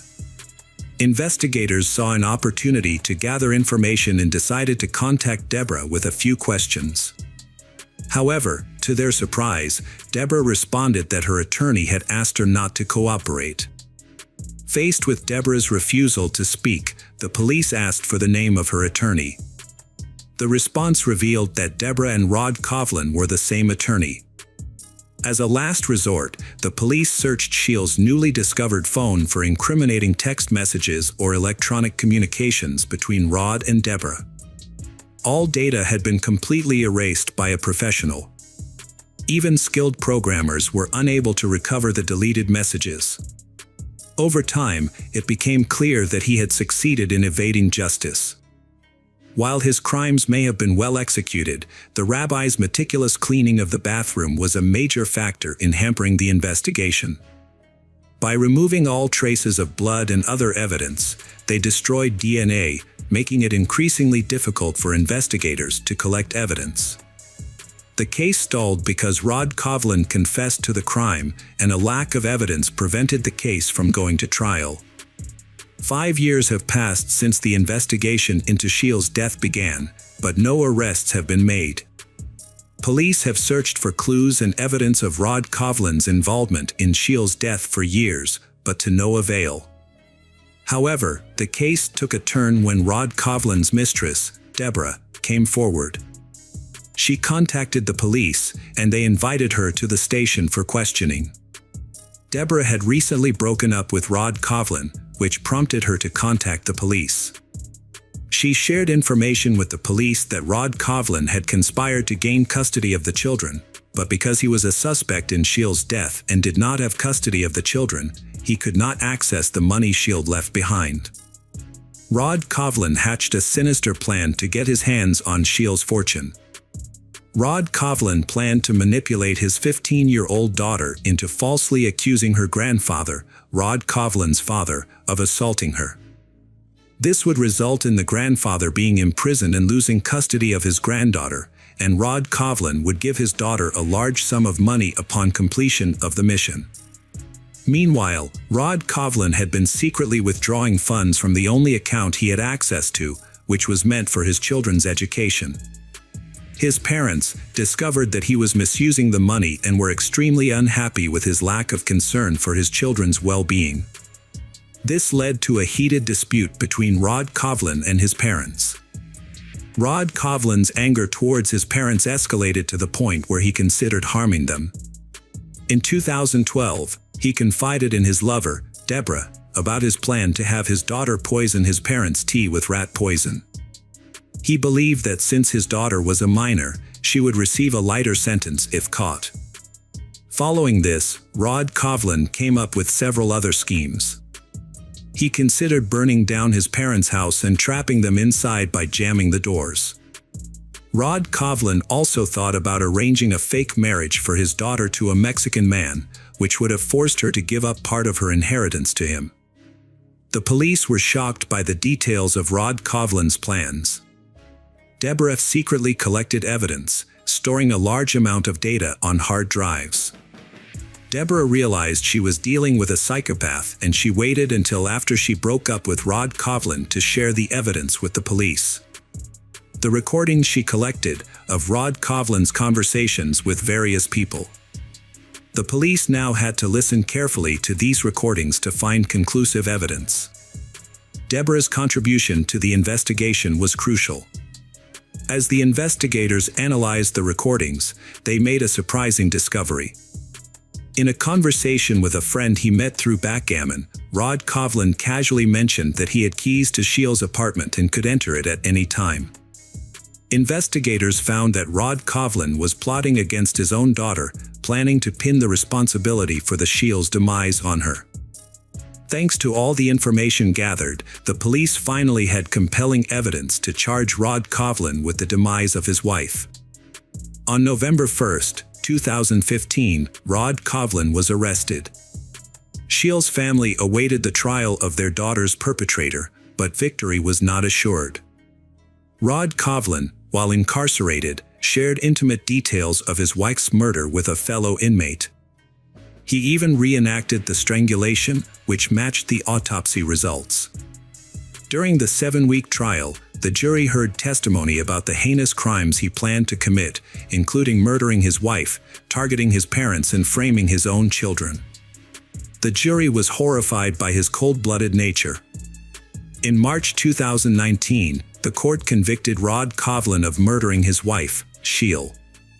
Although there was no direct eyewitness, the overwhelming evidence led to a life imprisonment sentence. With the possibility of parole after 25 years, Rod Kovlin will no longer pose a threat to his family or the people of New York. Hi there, investigators. It's time to uncover the truth behind another case, the case of Austin Harrouff. Austin Malcolm Harrouff, known by the nickname Golden Boy, was born on December 21, 1996, in Palm Beach, Florida. He was the eldest of 2 children, and was born into a wealthy and respected medical family. His father was a successful dentist with many private clinics, and his mother was a leading pharmaceutical expert. The Harrouff family lived in a spacious, luxurious house by the sea. When Austin was 1.5 years old, his younger sister Haley was born, and the 2 siblings quickly became close. Austin's parents ensured that he and his younger sister received a good education and encouraged personal growth and creative pursuits. Austin excelled at school and had many interests outside of studying. He was passionate about playing guitar, wrestling, football, and acting in an amateur theater group. He saw himself as a creative and ambitious person. Along with his parents and sister, Austin traveled extensively, discovering new places during their vacations. Austin described himself as a cheerful and optimistic person with a strong imagination who excelled in academics and sports through perseverance. However, Austin also admitted that he was very shy, which sometimes made it difficult for him to communicate with his peers. Austin's personal life was interrupted at the age of 13 when his parents decided to divorce. His father moved out of the family home and into a new home with his new partner, eventually marrying her. Meanwhile, Austin remained with his mother, who also found a new partner and married him within a year. Despite facing the emotional challenges of his parents' divorce, Austin continued to excel academically and athletically. Austin always dreamed of becoming a doctor, like his parents, to help others. He was a high-achieving student and was admired by many of his friends. Austin's physical transformation during his youth was remarkable. He grew to be 6 feet 2 inches tall, developed outstanding muscles, and became strong. Austin's charismatic smile and gentle demeanor gave him an almost angelic appearance. However, he still struggled with social anxiety and shyness, which limited his ability to form relationships. In his personal diary, Austin wrote candidly about feeling isolated at school. His classmates called him a nerd and made fun of him, leaving Austin with few friends. Despite these difficulties, he still held out hope that his life would improve once he entered college. Austin looked forward to starting over, forging new relationships, and gaining independence from his parents. The important turning point came when Austin received news that he had been accepted into the University of Florida's prestigious 4-year medical program.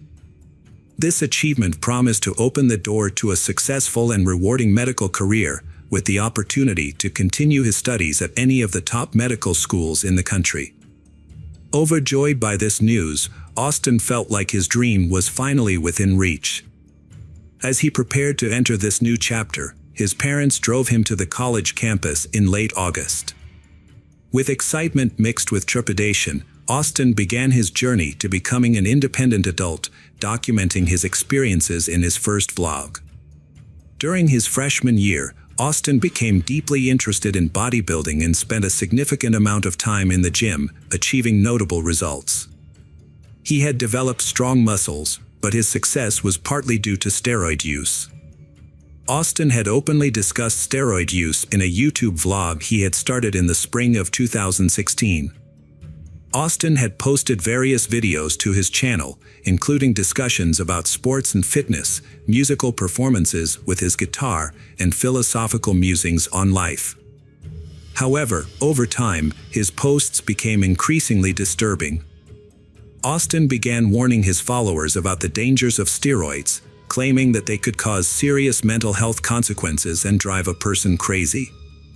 Austin had two distinct physical states, a normal state and a state he called crazy. Austin found it difficult to understand these contrasting aspects of himself. Austin had created videos where he spoke in different voices, as if he were other people. Sometimes, Austin's voice changed and he burst into tears for no apparent reason. Experts then reviewed Austin's posts and concluded that Austin was desperately seeking help in each post. As Austin struggled to connect with others during his studies, his blog had become his primary means of expressing himself. Over time, videos recorded him gradually becoming insane. His behavior became increasingly erratic, provocative, and aggressive. Some subscribers suspected he was using banned substances while recording, and they asked him about it in the comment section. Austin denied this, saying it was unhealthy and that he would never use banned substances. However, his behavior showed otherwise. One subscriber even speculated that Austin might have dissociative identity disorder. The sudden changes in Austin were not only manifested in behavior but also in appearance. When he returned home for summer vacation, his mother and sister were shocked by the changes they witnessed. During his year-long separation, Austin had experienced significant physical changes, including significant muscle gain, but these changes were more than superficial. Austin's behavior became increasingly strange. He would say nonsense and claim he didn't need sleep. At first, his family did not take this seriously, but as night fell, they realized he was serious. Austin declared that he would guard the house and protect his family from unknown threats, and he kept his promise, wandering the hallways until morning. Every hour, he loudly checked on his mother and sister, reassuring them that they could sleep peacefully because he was guarding them. The next morning, his mother made him talk seriously and asked him if he had used drugs. Austin admitted that he had tried many different stimulants over the past year and described their effects on him. He even used a powerful synthetic drug that caused hallucinations, rage, and could be fatal if overdosed. However, he promised his mother that he had stopped using and was no longer in danger. Despite her concerns, Austin's mother did not seek help from professionals. As a pharmacist, she thought she could help her son herself. She gave him sedatives and sleeping pills to help him relax and sleep after a long, restless night. However, Austin only slept for a few hours before resuming his vigil, informing his family every hour that everything was quiet and under control. Over several weeks, Austin's behavior continued to deteriorate, but his mother refused to seek professional help from psychiatrists and did not even inform his father about the situation. On the morning of August 13th, Austin unexpectedly visited an old classmate who lived nearby. The classmate was stunned because they hadn't seen each other in over a year and Austin hadn't contacted her. When she asked why he came, Austin explained that he had forgotten the year of his birth and was looking for answers. The confused classmate replied that it was 1996, after which Austin abruptly turned around and left without saying anything. Austin's behavior scared and puzzled the girl, so she immediately called Austin's mother and told her everything, asking if the boy might be using drugs. This prompted the woman to call her ex-husband, who was working in another state, and express her concern that something was seriously wrong with their son. Austin's father flew to Florida the next day and, after speaking with his son, suggested he voluntarily check into a clinic for a medical examination, which Austin firmly refused. Austin's father then had a heartfelt conversation with his ex-wife, and together they decided to send Austin for a mandatory examination and subsequent treatment at a drug rehabilitation or psychiatric facility. However, they couldn't do it in time. A troubling revelation followed. The next day, Austin's friends invited him to join them at the beach because of the hot and sunny weather. His mother insisted that Haley accompany him to keep an eye on her brother. Austin was excited about the outing but dressed as if he were going to the mountains instead of the beach. He wore a thick athletic hoodie, long pants, boots, and ski goggles. When his friends saw him, they were silent at first, then burst into laughter. They teased him about his outfit and asked if he was okay. Austin became angry and shouted that if they thought he was crazy, he would prove it by threatening their lives. Austin's friend didn't take him seriously but stepped back just in case. Haley noticed Austin was on the edge of a breakdown and decided to talk to him to calm him down. In a private conversation, Austin confided to Harley that he believed he was half wild animal, immortal, and had superhuman strength. This frightened her, but she stayed calm to avoid provoking him. At the beach, Austin behaved normally. He joked, laughed, played volleyball, and had fun with his friends. As evening came, they all said goodbye and went their separate ways. Austin and Haley walked to a small restaurant near the coast to meet their father and his current wife. On the way, Austin told Haley he wanted to test his immortality by crossing a busy highway directly through the fast-moving traffic. When Haley realized what was happening, she chased after Austin and physically pulled him away, urging him to hurry because they were expected. Austin agreed that they shouldn't keep anyone waiting and quietly followed his sister. During dinner, Austin acted strangely again, getting up from the table several times to go outside, looking around as if he was afraid of someone, then returning. He then decided to tell his father and stepmother about his belief in his immortality. When his father calmly suggested seeking professional help, Austin leaped up, shouted that he wasn't insane, pushed his father forcefully, and ran out of the restaurant. After leaving the restaurant, Austin walked several miles and eventually wandered into a neighborhood he didn't recognize. There, an open garage with bright lights caught his attention, and he headed towards it. This home belonged to an elderly couple, 59-year-old John Stevens and 56-year-old Michelle Mishkin Stevens. In the evenings, they loved barbecuing and watching movies in their spacious garage, which they had set up like a living room. Married for over 25 years, they had 3 adult children who lived independently, allowing them to enjoy retirement and each other's company. That evening, John took their dog for a walk while Michelle prepared for their usual movie night. When Michelle noticed an unfamiliar young man on their lawn, she felt no threat and even asked if he needed help. However, the situation unexpectedly took a turn. Jeffrey Pfizer, the Stevens family neighbor who lived across the street, was on friendly terms with them. Around 9 p.m., he heard suspicious noises outside. When he looked into the yard, he suddenly heard Michelle's agonizing scream. Without hesitation, he rushed to help his neighbors and saw Austin near the garage. Jeffrey tried to pull Austin away, but Austin was overpoweringly strong and knocked Jeffrey to the ground. As Jeffrey tried to recover, Austin stabbed him several times in the back and shoulder. Realizing he was overpowered and needed help, Jeffrey ran into the Stevens family house to draw Austin's attention away from himself. After exiting through the back door, Jeffrey headed to his own home. Once inside, Jeffrey realized Austin had not followed him but had returned to attack Michelle. Jeffrey immediately called the police and emergency medical services, reporting an armed attack by a stranger with a knife and stating that both he and his elderly neighbor had been injured. After contacting emergency services, Jeffrey fell silent, listening closely. He eventually realized no one was outside his door. It seemed Austin had remained at Stephen family's house, and now strange animal-like noises, resembling the growls of a wild beast, could be heard along with screams of terror and moans. It took the police about 10 minutes to arrive. But by then, it was tragically too late.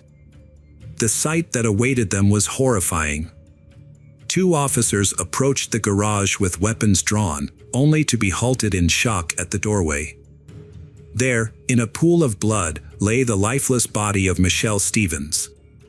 The autopsy later revealed she had suffered multiple blunt force traumas to the head and a stab wound to the chest.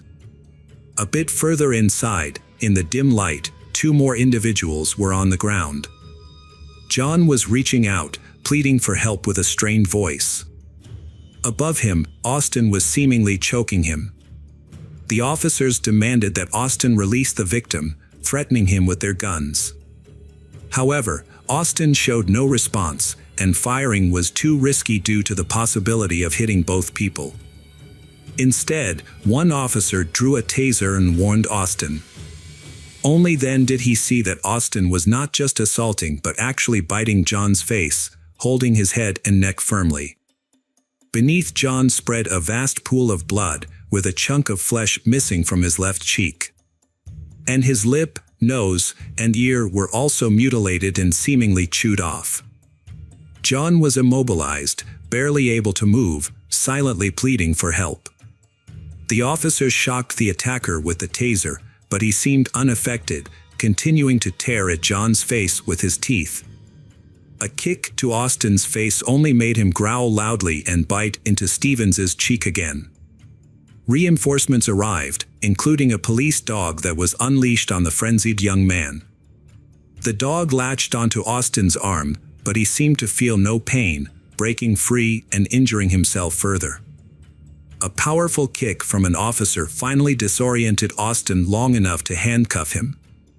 At this moment, Austin claimed he felt unwell, possibly having eaten something bad, before losing consciousness and convulsing. Emergency medical teams transported 4 individuals from the scene. Unfortunately, Michelle could not survive, and her husband John passed away on the way to the hospital due to severe blood loss from stab wounds and the trauma from the attack. Jeffrey, who reported the incident, survived, but he experienced permanent minor motor skill impairment in his right hand due to nerve and tendon damage. Austin fell into a coma after mistakenly ingesting a substance from a garage bottle, thinking it was alcohol, which turned out to be a chemical. He suffered severe burns to his esophagus and stomach and spent several days in critical condition, but medical professionals ultimately saved him. Austin, the attacker, spent nearly 2 weeks in a coma. Upon regaining consciousness, he claimed to remember nothing about the events of that day. Gradually, he began to recall having dinner at a restaurant and an argument with his father, after which he walked away. Austin described seeing a ghostly figure that guided him through dark alleys and unfamiliar neighborhoods until he saw a light in the distance. The light came from a lantern near Stephen family's garage, where John was preparing a barbecue and setting out food. When Michelle saw him, she was startled and called for help. Austin admitted to hitting her several times and then pulled out a knife, claiming he would rid her of evil. At that moment, a neighbor named Jeffrey Fisher intervened, but Austin, thinking Jeffrey was a demon, attacked him with the knife. After Jeffrey ran to get help, Austin continued to assault the woman until she was lifeless. He then noticed a bottle, mistook it for alcohol, and drank about half of it. Soon after, he heard a dog barking and a man's voice. Austin claimed he couldn't remember what happened next, according to his own statements. Initially, there was speculation that Austin was under the influence of strong drugs, which could explain his aggression and lack of sensitivity to pain. However, hospital tests showed no traces of drugs, medication, or alcohol in his blood. This led to the conclusion that Austin might have experienced a psychotic break, acting without awareness of his actions. Experienced psychiatrists were tasked with determining the truth of this claim. The case of Austin Harrouf attracted significant media attention due to its extreme brutality and ambiguity, both in the courtroom and psychiatric care. The children of the murdered couple, along with the relatives of the injured neighbor, believed that the young man was pretending to be insane and claiming memory loss to be declared incompetent and avoid harsh punishment. Most people following the case shared this belief. The state-appointed psychological and psychiatric expert, Dr. Landrum, reported that Austin's mental illness led to an acute psychotic episode, resulting in the deaths of Michelle and John. However, the prosecutor argued in court that he did not believe the defendant met the legal definition of insanity at the time of the crime. It was suggested that Austin's mental health had worsened due to experimenting with various drugs, using steroids, and having trouble socializing with peers since school. However, at the time of the crime, he was not under the influence of any illegal substances or alcohol, as none were found in his blood, indicating that the reasons for his violent behavior were another reason. During a court hearing, Austin's father disclosed that their family has a history of schizophrenia, and he worried that his son might have inherited this serious illness. Additionally, Austin was suspected of having clinical lycanthropy delusion, a rare disorder.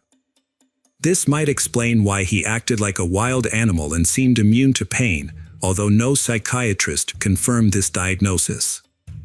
After receiving treatment, Austin was moved to jail, but the case remains unresolved. He is still awaiting trial, and his lawyers argue that he is mentally ill. Meanwhile, the relatives of John and Michelle and Jeffrey have expressed hopes in interviews that Austin will be deemed competent and sentenced to death for his terrible actions. Hey detectives! Welcome back. We've got another mysterious case to explore. The case of Christy Lynn Mullins.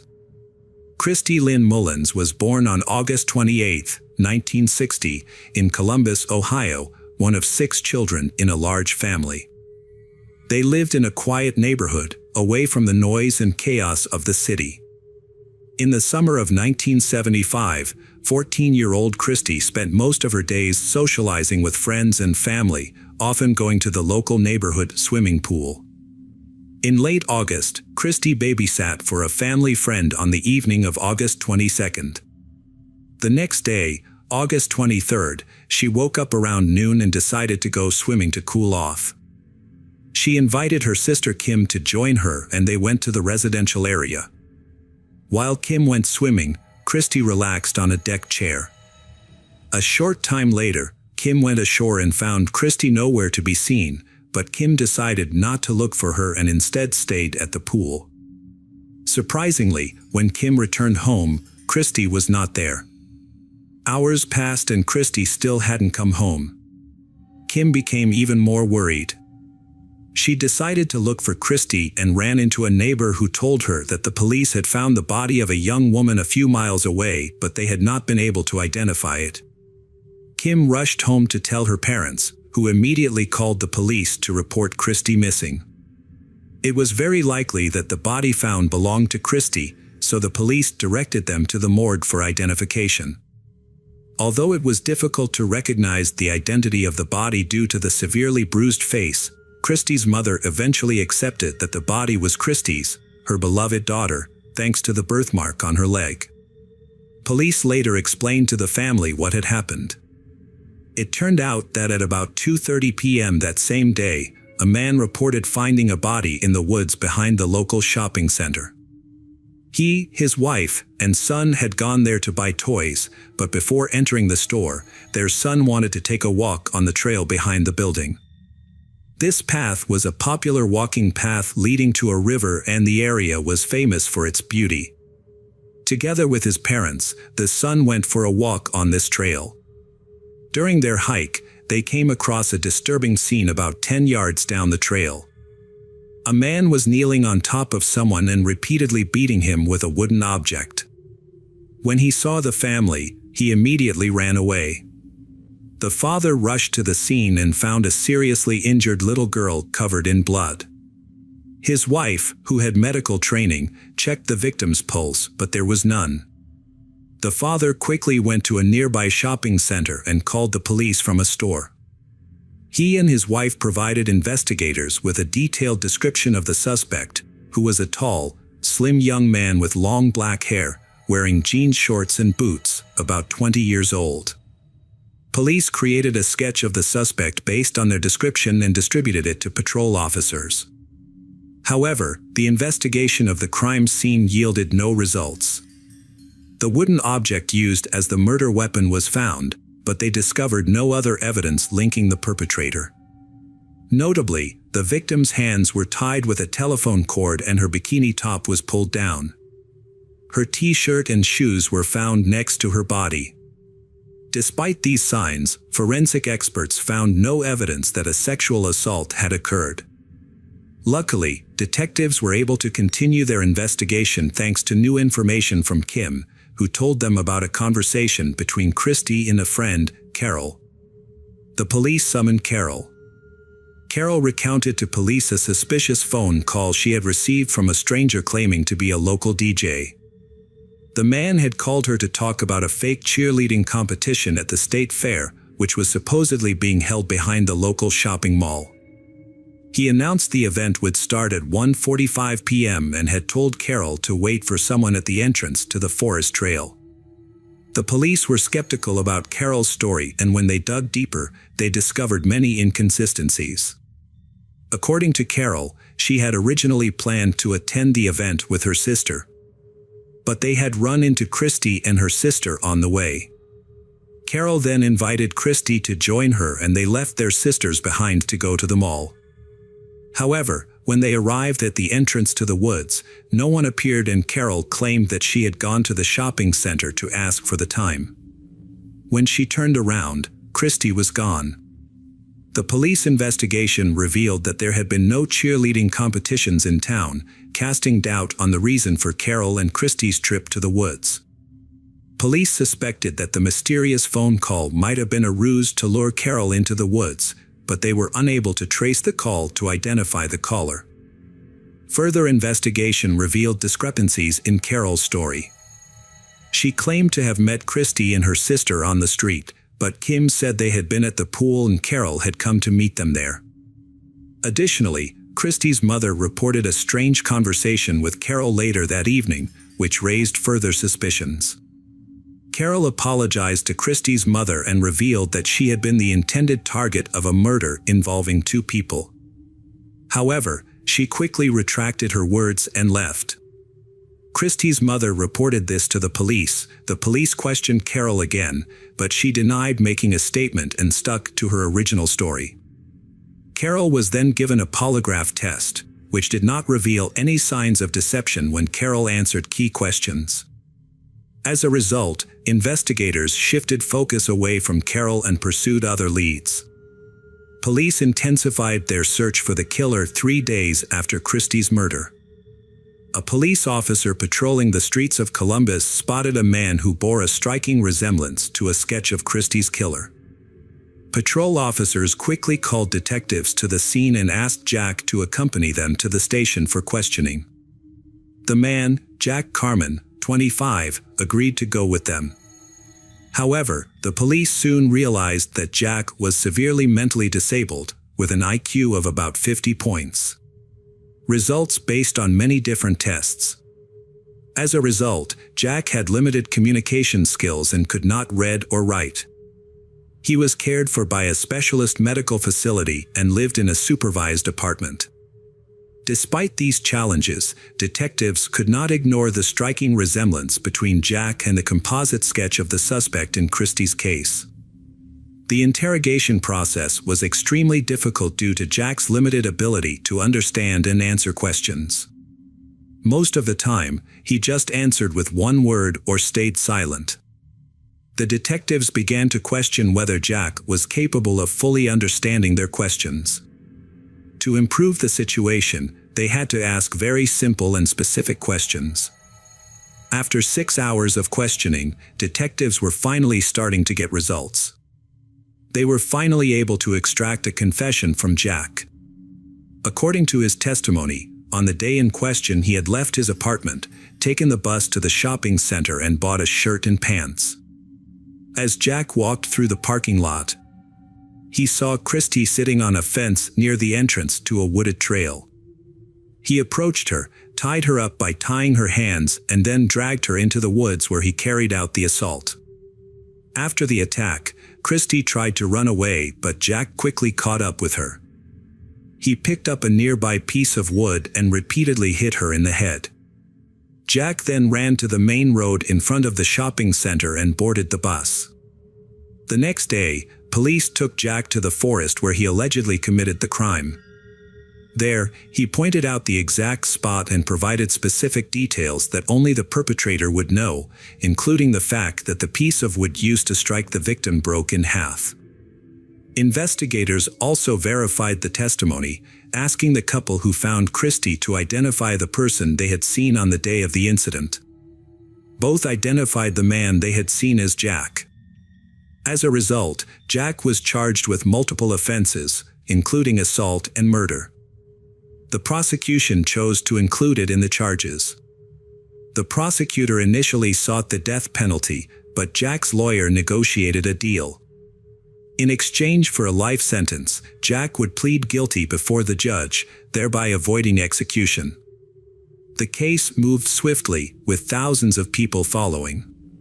Just 11 days after the murder, on September 3rd, Jack was sentenced to life in prison. However, after the trial, public opinion began to shift, and many people started to question Jack's guilt.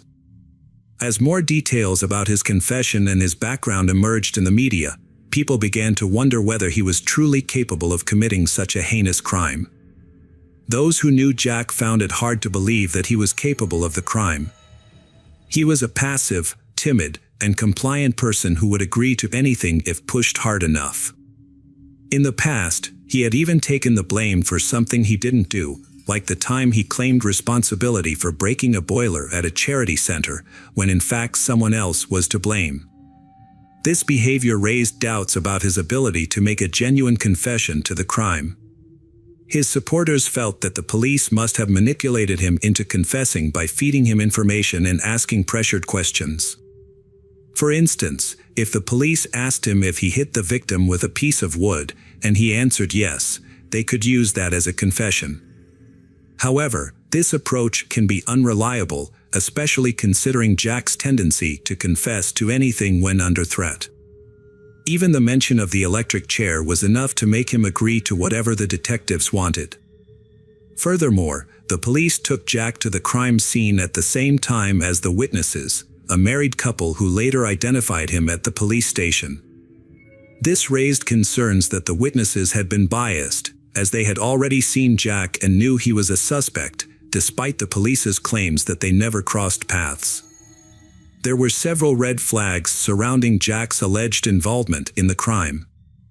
For instance, the police failed to locate the bus driver or any passengers who claimed to have seen Jack on his way to the city center, which contradicted his own statement. Moreover, multiple people at the charity organization building where Jack lived and worked said to have seen him at around 1:30 p.m. This created a major timing issue. Even if Jack had left immediately after being seen by these witnesses, the bus ride to the shopping center on the outskirts of town would have taken at least 40 minutes. Given the crime was committed at 1:50 p.m., it was logistically impossible for Jack to have made it on time. This cast serious doubts about Jack's guilt and raised suspicions that the police may have coerced his confession. Christie's parents, too, began questioning whether Jack was the true culprit.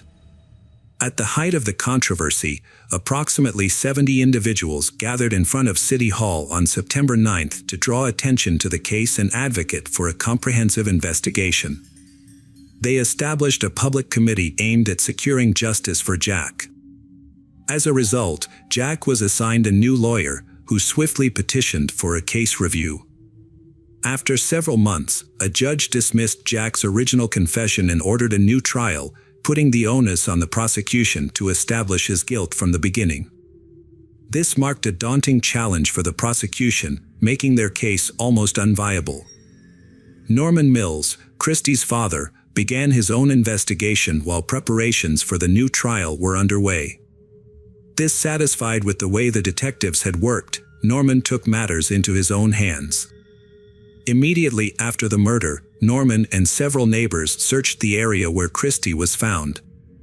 They discovered a bloody pair of jean shorts and men's underwear in the woods. They turned the items over to the police, who had initially missed them. It was unclear whether these items were related to the case or if they had been examined for evidence. Jack's new trial began in 1977, 2 years after the murder.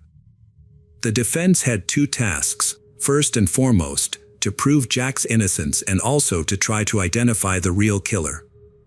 In fact, they already had a pretty strong candidate for the role, who they considered to be the prime suspect.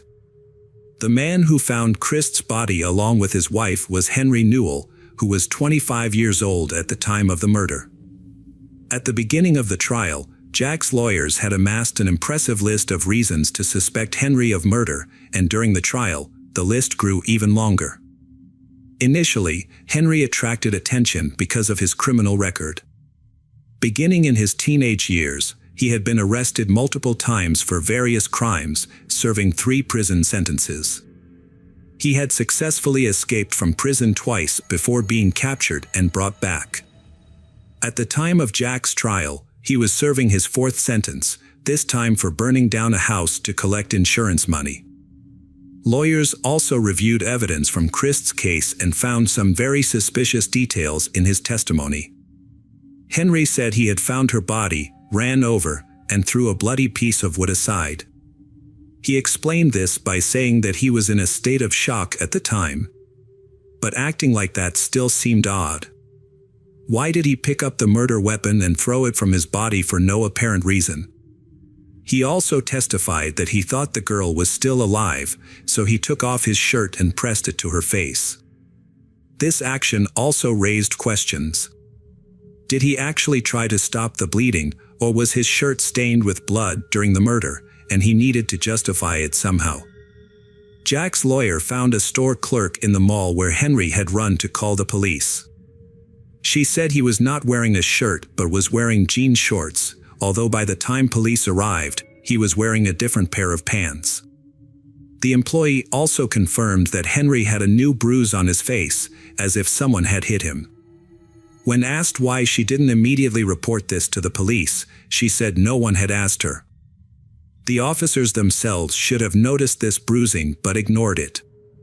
Henry also agreed to take a polygraph test, but he ended up vomiting right on the machine.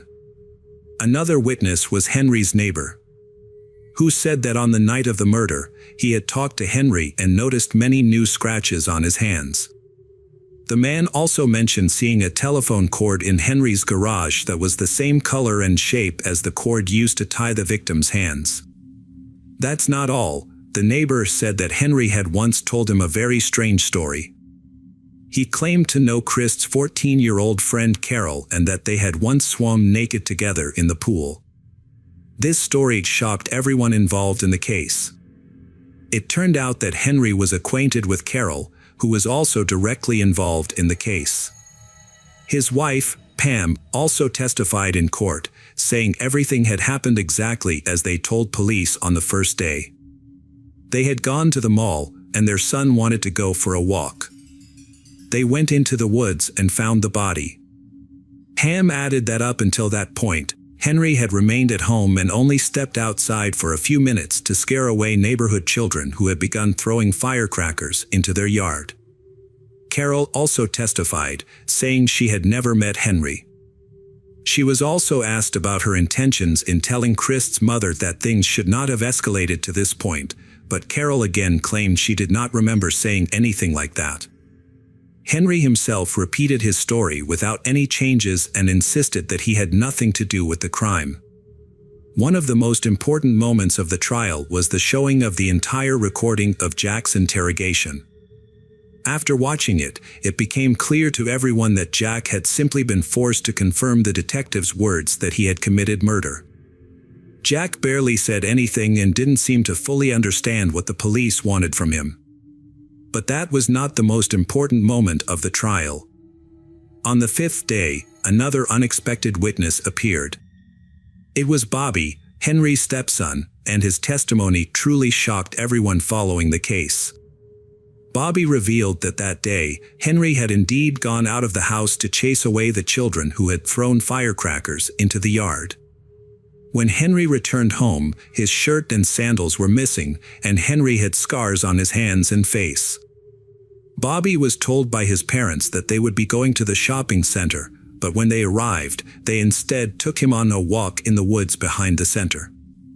Bobby claims he never asked to go for a walk, which contradicts what his parents initially said. During the walk, they found Henry's torn sandal and then Christy's body. Bobby's mother instructed him not to tell anyone about what he saw. At the trial, Bobby's grandmother testified about a disturbing comment made by Henry during Christy's farewell ceremony. After expressing her sadness about Christy's death, Henry replied, "It will teach her to keep her mouth shut." Another witness, Henry's friend, came forward and said that Henry had confessed to him that he accidentally killed Christy. Although the evidence clearly pointed to Henry's involvement, the prosecutor surprisingly announced that they would not pursue a case against Henry. The prosecutor also claimed that the initial investigation was handled correctly, despite acknowledging that the police missed or ignored many clues from the beginning. The public was outraged by this decision, leading the prosecutor to change his mind 2 days later and agree to reopen the investigation into Christy's death. Christy's father refused to give up on seeking justice and filed a civil lawsuit against Jack, but not because he believed Jack was involved in the murder. Rather, he hoped to gain access to the case files and gather more information. Unfortunately, this effort also proved unsuccessful. The case had remained stagnant until 2013, when Henry died of terminal cancer. Despite this, in the same year, former attorney John Aller became interested in the case and conducted his own investigation. He contacted all parties involved in gathering new information. Christy's relatives had provided John with a box of records that Christy's father had collected.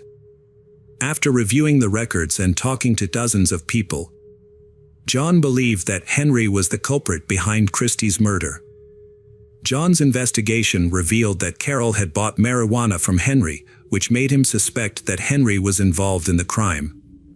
This new discovery created a possible connection between Henry and Carol, which could explain why Carol brought Christie to the forest. One theory is that Carol planned to meet Henry in the forest to buy an illegal substance. It's possible that Carol invited Christie along, using the DJ story as a cover. A more sinister explanation suggests that Carol brought Christie to the forest at Henry's request, intending for him to harm her. However, Christie resisted, as evidenced by Henry's injuries, and he ultimately killed her. When John took over the case, Henry had passed away from cancer at the age of 63. However, John continued his work and released a book about Christie's murder.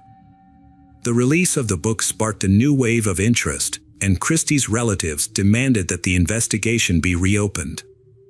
Some of Henry's relatives also confirmed that Henry was the one who killed the girl. This led to the reopening of the murder investigation in May 2014.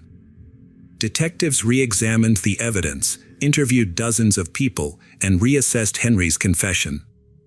They re-examined Christie's clothes and found traces of semen, but they were too small for DNA analysis. The investigation lasted until late 2015, when detectives announced that Henry was the one who had committed the crime. But because he had passed away, the case could not go to court. The investigation ended with the conclusion that Henry had left home, gone to the road behind the shopping center, seen Christie alone, and decided to assault her with a telephone cord, taking her deep into the woods. Henry had attacked Christie, injuring her. Then he killed her with a piece of wood. Returning home, Henry recounted the incident to his wife, and the two began to make plans to avoid punishment. For many years afterward, Carol never revealed the truth. Police later apologized to Christie's family for their careless hand. Hi there, investigators. It's time to uncover the truth behind another case. The case of Diana D. Aiello. Diana Aiello was born in 1959 in Tustin, a suburb of Los Angeles. Her father was in the military, and her mother worked at a local garment factory. At the age of 19, Diana met Kevin Green. When Diana was harassed by several men at a bar, Kevin intervened and chased the men away. In gratitude, Diana bought Kevin a drink. They went on a date a few days later, and their relationship quickly progressed. Kevin was in the process of divorcing his first wife. Kevin and Diana moved in together for a while, and Diana became pregnant. After Kevin's divorce was finalized, they got married. While waiting for their daughter to be born, they rented an apartment in Tustin.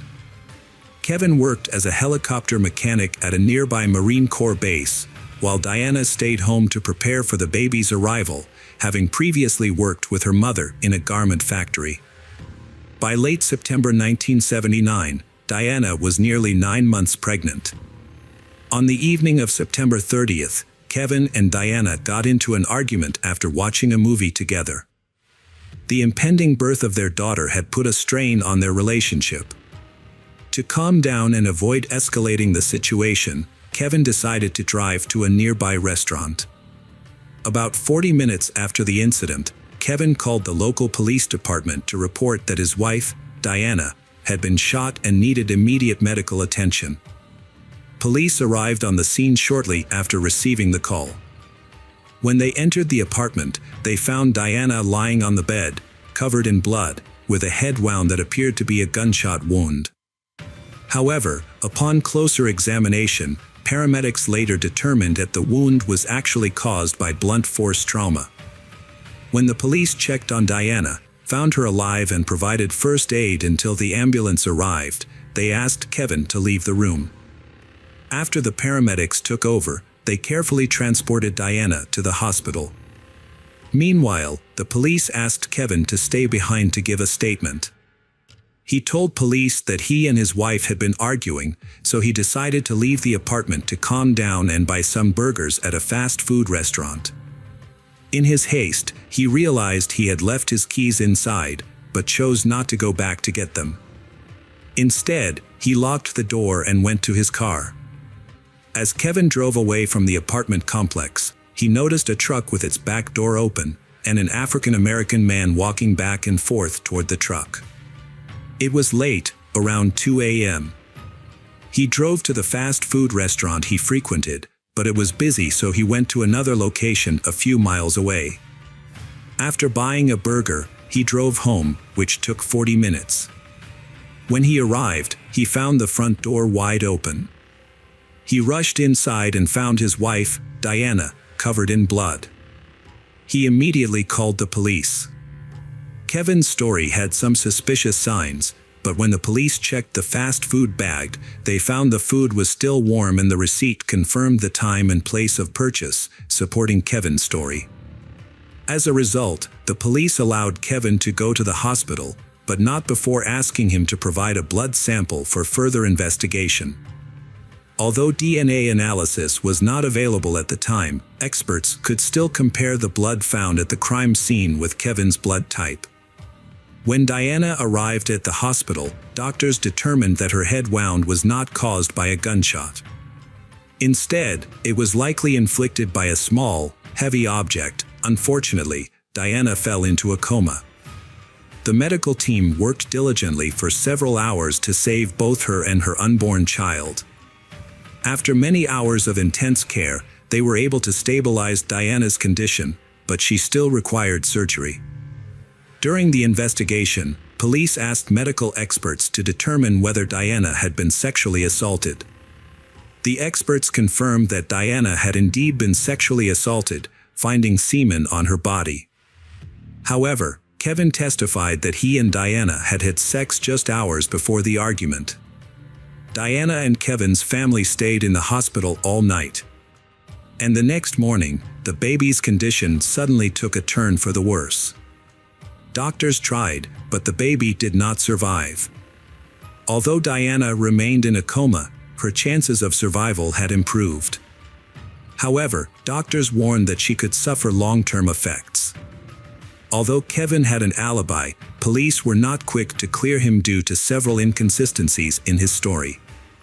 He had an argument with Diana just hours before the attack, left his front door unlocked, and spent much of the time on a quick trip to a fast food restaurant.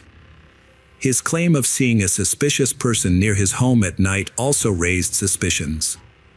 However, there was no concrete evidence linking Kevin to the crime. Police are investigating another suspect in a series of similar crimes in the area. A year earlier, a series of break-ins and assaults had occurred in Tustin and surrounding areas with similar modus operandi.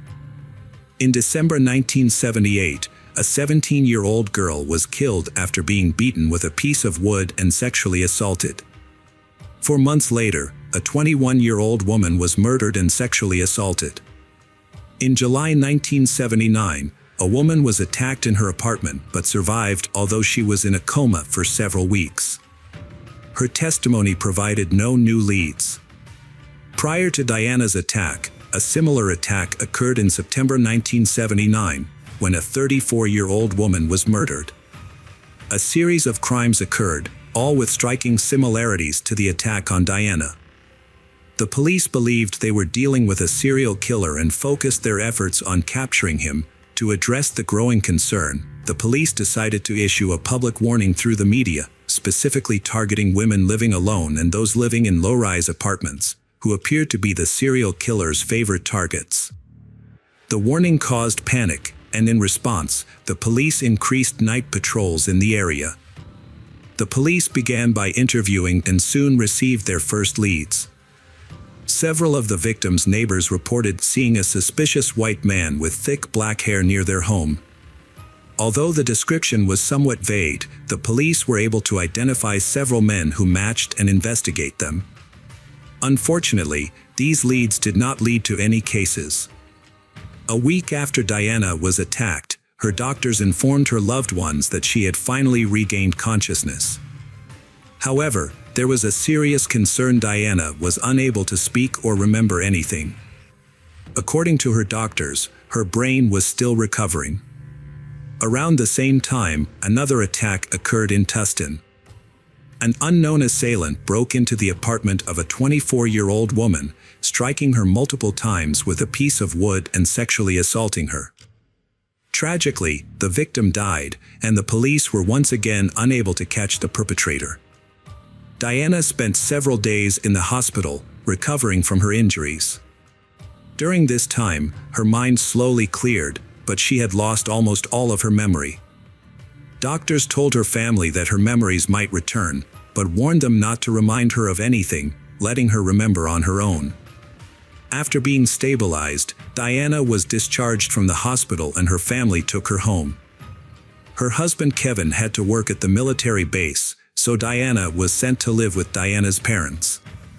2 weeks later, another attack occurred in the city, similar to the one on Diana. This time, the attacker killed a 17-year-old girl. Diana began attending physical therapy sessions and her condition gradually improved. Although she still could not speak or remember the attack, a breakthrough occurred 6 weeks later during a therapy session. The doctor asked Diana if she could remember who attacked her. To the doctor's surprise, Diana suddenly pointed to her wedding ring. The doctor shared this information with Diana's mother when she came to pick her up. Diana's mother asked her daughter if her husband, Kevin, was the one who attacked her, and Diana nodded. Diana's mother immediately took her to the police station to speak with the chief. After asking Diana a few more questions, the police confirmed that she remembered her attacker and identified him as her husband, Kevin. This new information dramatically changed the course of the investigation. Police suspected that Diana's attack was related to a series of similar incidents in the area, committed by a serial offender. However, Kevin matched the suspect's description, leading police to question whether Kevin could be the culprit behind these attacks. The police asked Diana and her mother to pretend that Diana had not recovered her memory and to return home with Kevin. But they agreed to do so. Meanwhile, the police kept a close watch on Kevin, monitoring his every move in the hope of finding evidence of a crime linked to the serial murders. Crime scene testing revealed evidence under Diana's fingernails, where they found bloody skin particles, in addition to the attacker's semen. After analyzing the evidence, police found a match between the attacker's blood type and Kevin's blood sample, indicating that Kevin was the one who attacked Diana. As for a motive, police suspect that Diana's refusal to have sex with Kevin may have prompted the attack. Although Kevin insists that they had sex earlier that night. The police spoke to Diana, and she remembered the attack clearly, confirming that Kevin was her killer. During the conversation, her mother expressed that they could no longer live with Kevin, and the police decided to arrest him. To protect Diana's family, Kevin was arrested at a store instead of at their home. Despite his arrest, Kevin maintained his innocence. Preparations for the trial lasted 10 months, during which time Diana's health gradually improved. She regained her ability to speak. Diana was cleared of the charges, and her husband was found guilty of assaulting her. Kevin's defense team tried to use his fast food alibi, but it was not enough to disprove Diana's testimony. As a result, Kevin was convicted in November 1980 of the child's murder and assault on Diana. He was sentenced to 15 years to life in prison. Police learned that 2 similar crimes had occurred in their district before Kevin was arrested, but both victims survived. Although the identity of the attacker remains unknown, these incidents raised suspicions that Kevin was involved in other crimes. The attacks stopped abruptly after Kevin was arrested. After Kevin's sentencing, Diana promptly filed for divorce, which Kevin did not contest. Diana then focused on her recovery. When Kevin became eligible for parole, the committee denied his request, a decision that was repeated 3 more times. The serial killer case remained unsolved until 1996, when police reopened the investigation. Semen samples from the victims, which had been stored in a laboratory, were retested. Police wanted to determine who the culprit was, and DNA analysis yielded a surprising result. Gerald Parker, a man arrested the same year as Kevin, was found to have a DNA match to the serial murders. After the DNA match confirmed Parker's involvement in the serial murders, investigators re-examined the attack on Diana. Parker and Kevin worked together on a military base, and Parker owned a dark-colored van, similar to the one described in the attacks.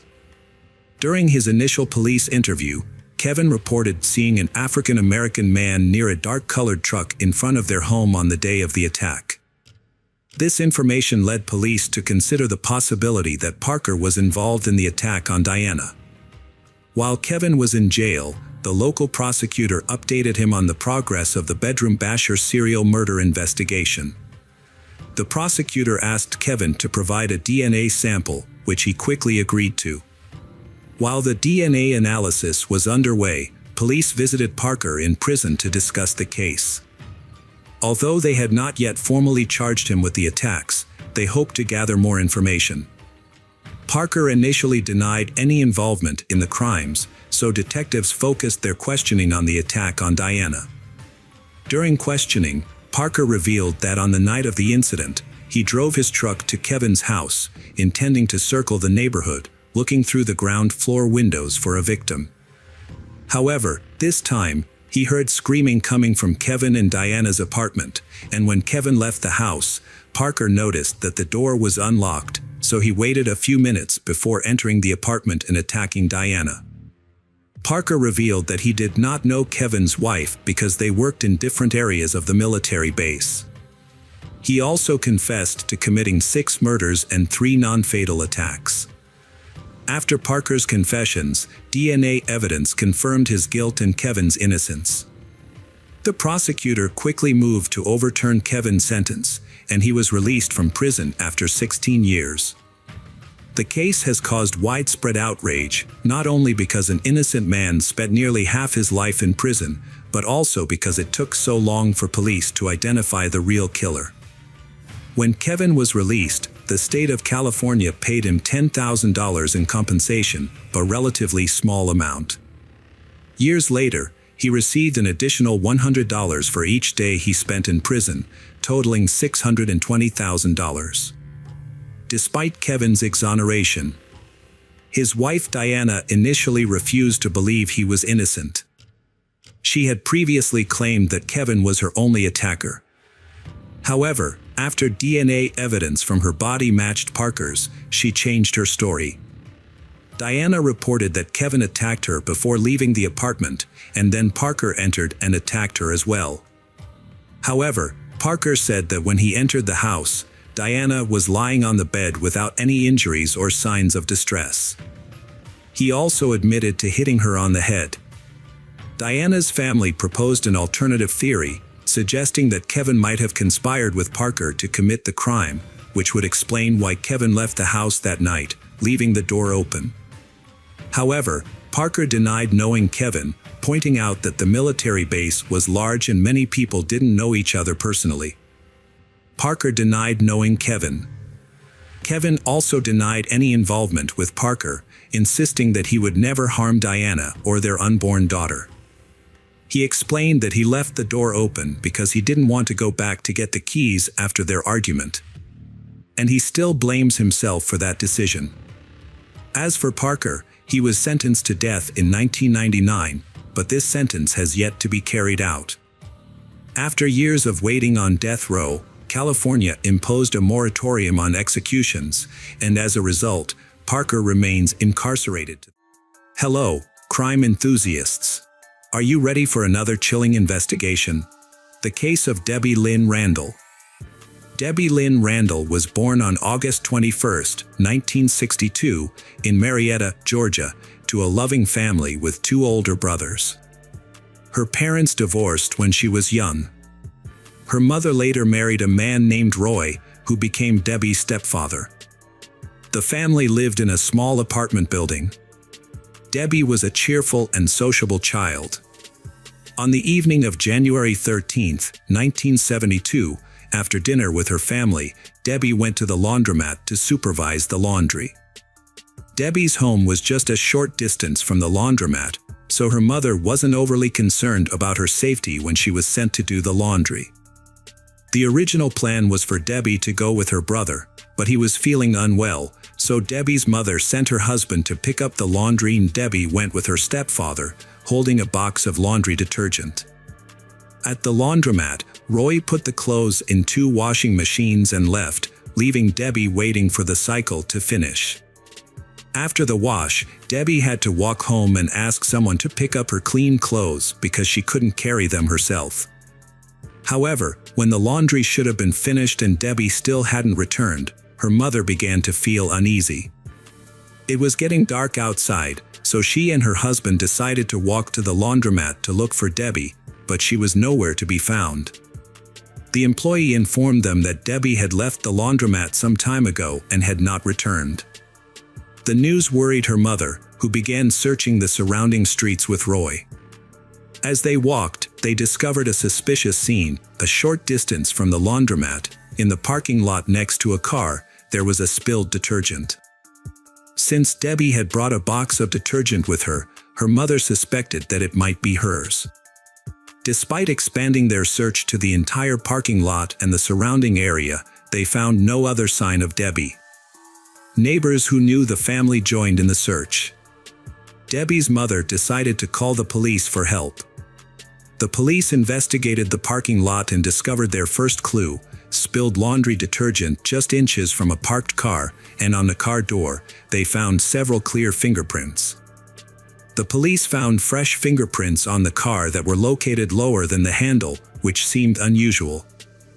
They suspected that an unknown person might have grabbed the girl while touching the car at this spot. The officers collected the fingerprints and sent them to forensic experts for analysis. They also started searching for the car's owner to confirm whether the fingerprints belonged to them. With no other leads, the police began a thorough search of the area, looking for new clues or witnesses. The laundry worker reported that she did not see anything suspicious. Debbie had waited for the laundry to finish, then left the building with the detergent box. It is possible that she went home to ask someone to pick up her clothes. Police discovered the first key witness, 12-year-old Sandra, who said that as she and her friend walked to a laundromat to drop off dirty clothes, they saw a man grab a girl on the street, drag her to his car parked near the laundromat, and drive away quickly while she screamed for help. Sandra and her friend were lucky to avoid the man's car. Debbie screamed in a car, but he did not slow down. At the time, Sandra did not consider what she saw to be a kidnapping. She assumed the man was a family member who had come to pick Debbie up, possibly against her will. So Sandra did not report the incident to the authorities or tell any adults about it. After learning about Debbie's disappearance, Sandra provided essential details to investigators. She described the abductor's vehicle as a dark-colored, likely 1957 model pickup truck. She also described the man as young, white, with thick dark hair, wearing a white t-shirt, jeans, and black work boots. Another key witness, a girl who lived in the same building as Debbie, shared her observations. She saw a dark-colored pickup truck drive past the apartment building on the evening in question. The girl initially thought the driver of the car was her uncle, but when he stopped in front of her and looked at her, she realized it was someone else. She described the driver as a white man with medium-length dark hair and provided additional details about his appearance. She also reported that he parked his car near their building, next to the same car where a detergent spill would later be discovered.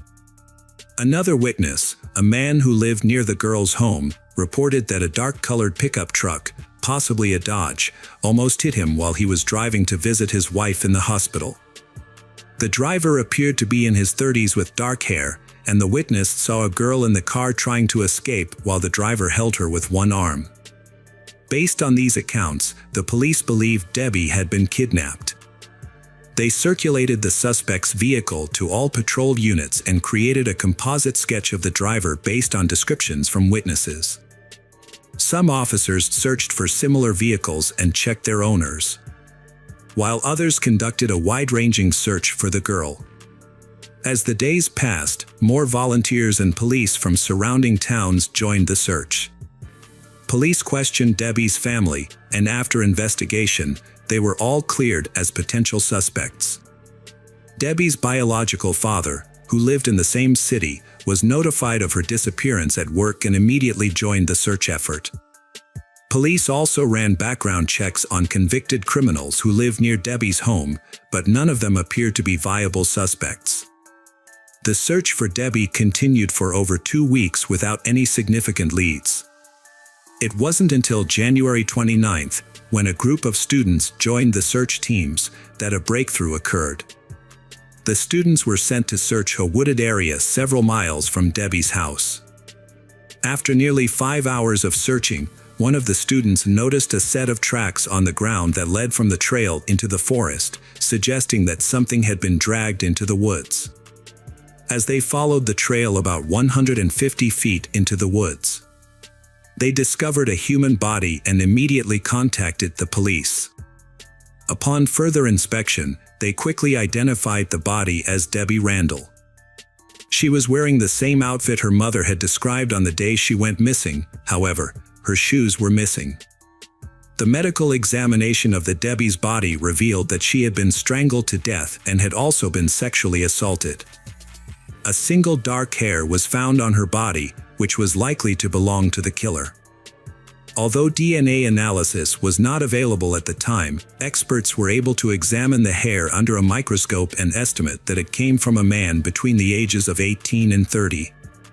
The investigation then focused on the victim's clothing, which was covered in soil. Police enlisted the help of a geologist to analyze the soil, along with a forensic team. They discovered that some of the soil contained a type of soil mined less than 10 miles from their town called North Georgia clay. However, other stains on the clothing were found to be from a different type of clay, mined by a company just 2 miles from where the body was found. Police theorized that the perpetrator did not kill Debbie immediately, but rather drove her to remote areas, sexually assaulting her in one location and killing her in another, before finally dumping her body in the woods.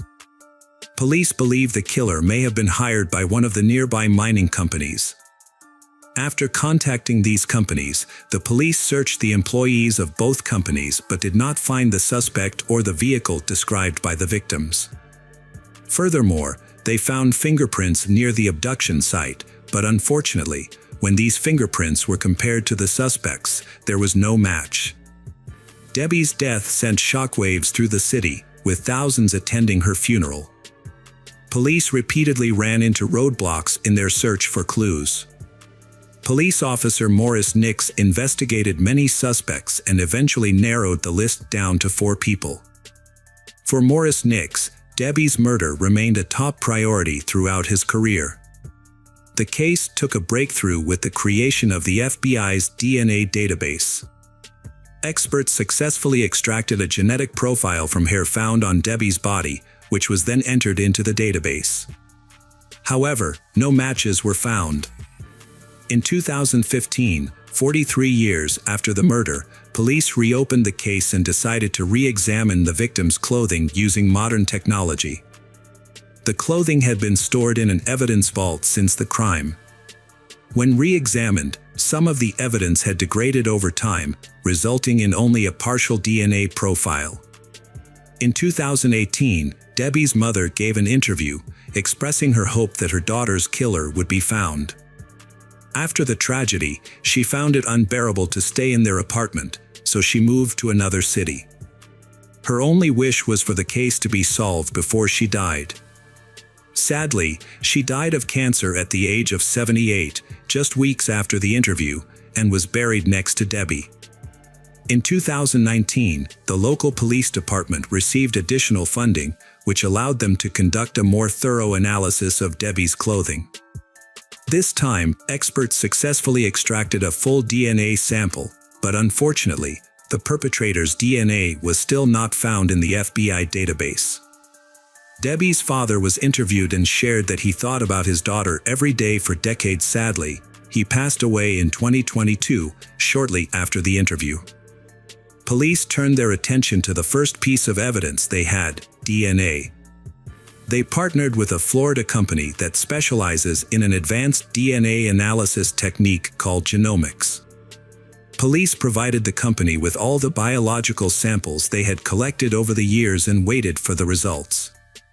Experts created a DNA profile of the suspect and began searching for his relatives in public genetic databases. After analyzing thousands of potential relatives of the killer, investigators narrowed their search to a family in Marietta. In 2023, police asked the family to provide a DNA sample, which they agreed to. Analysis showed that the killer was indeed a close relative of the family. Experts re-examined the family tree and quickly identified a man named William Rose. However, William Rose committed suicide in 1974, just 2 years after Debbie's murder. Police obtained a warrant to exhume William Rose's remains and took a sample of William Rose's DNA for analysis. 51 years after Debbie's murder, police finally identified William Rose as the killer. At the time of the murder, William Rose, 24, lived in the same building as Debbie's family, and he visited them frequently. The case has finally been solved. Debbie's brother, Melvin, is the only living relative. Melvin attended a press conference and expressed gratitude to everyone involved in solving the case that lasted more than 50 years.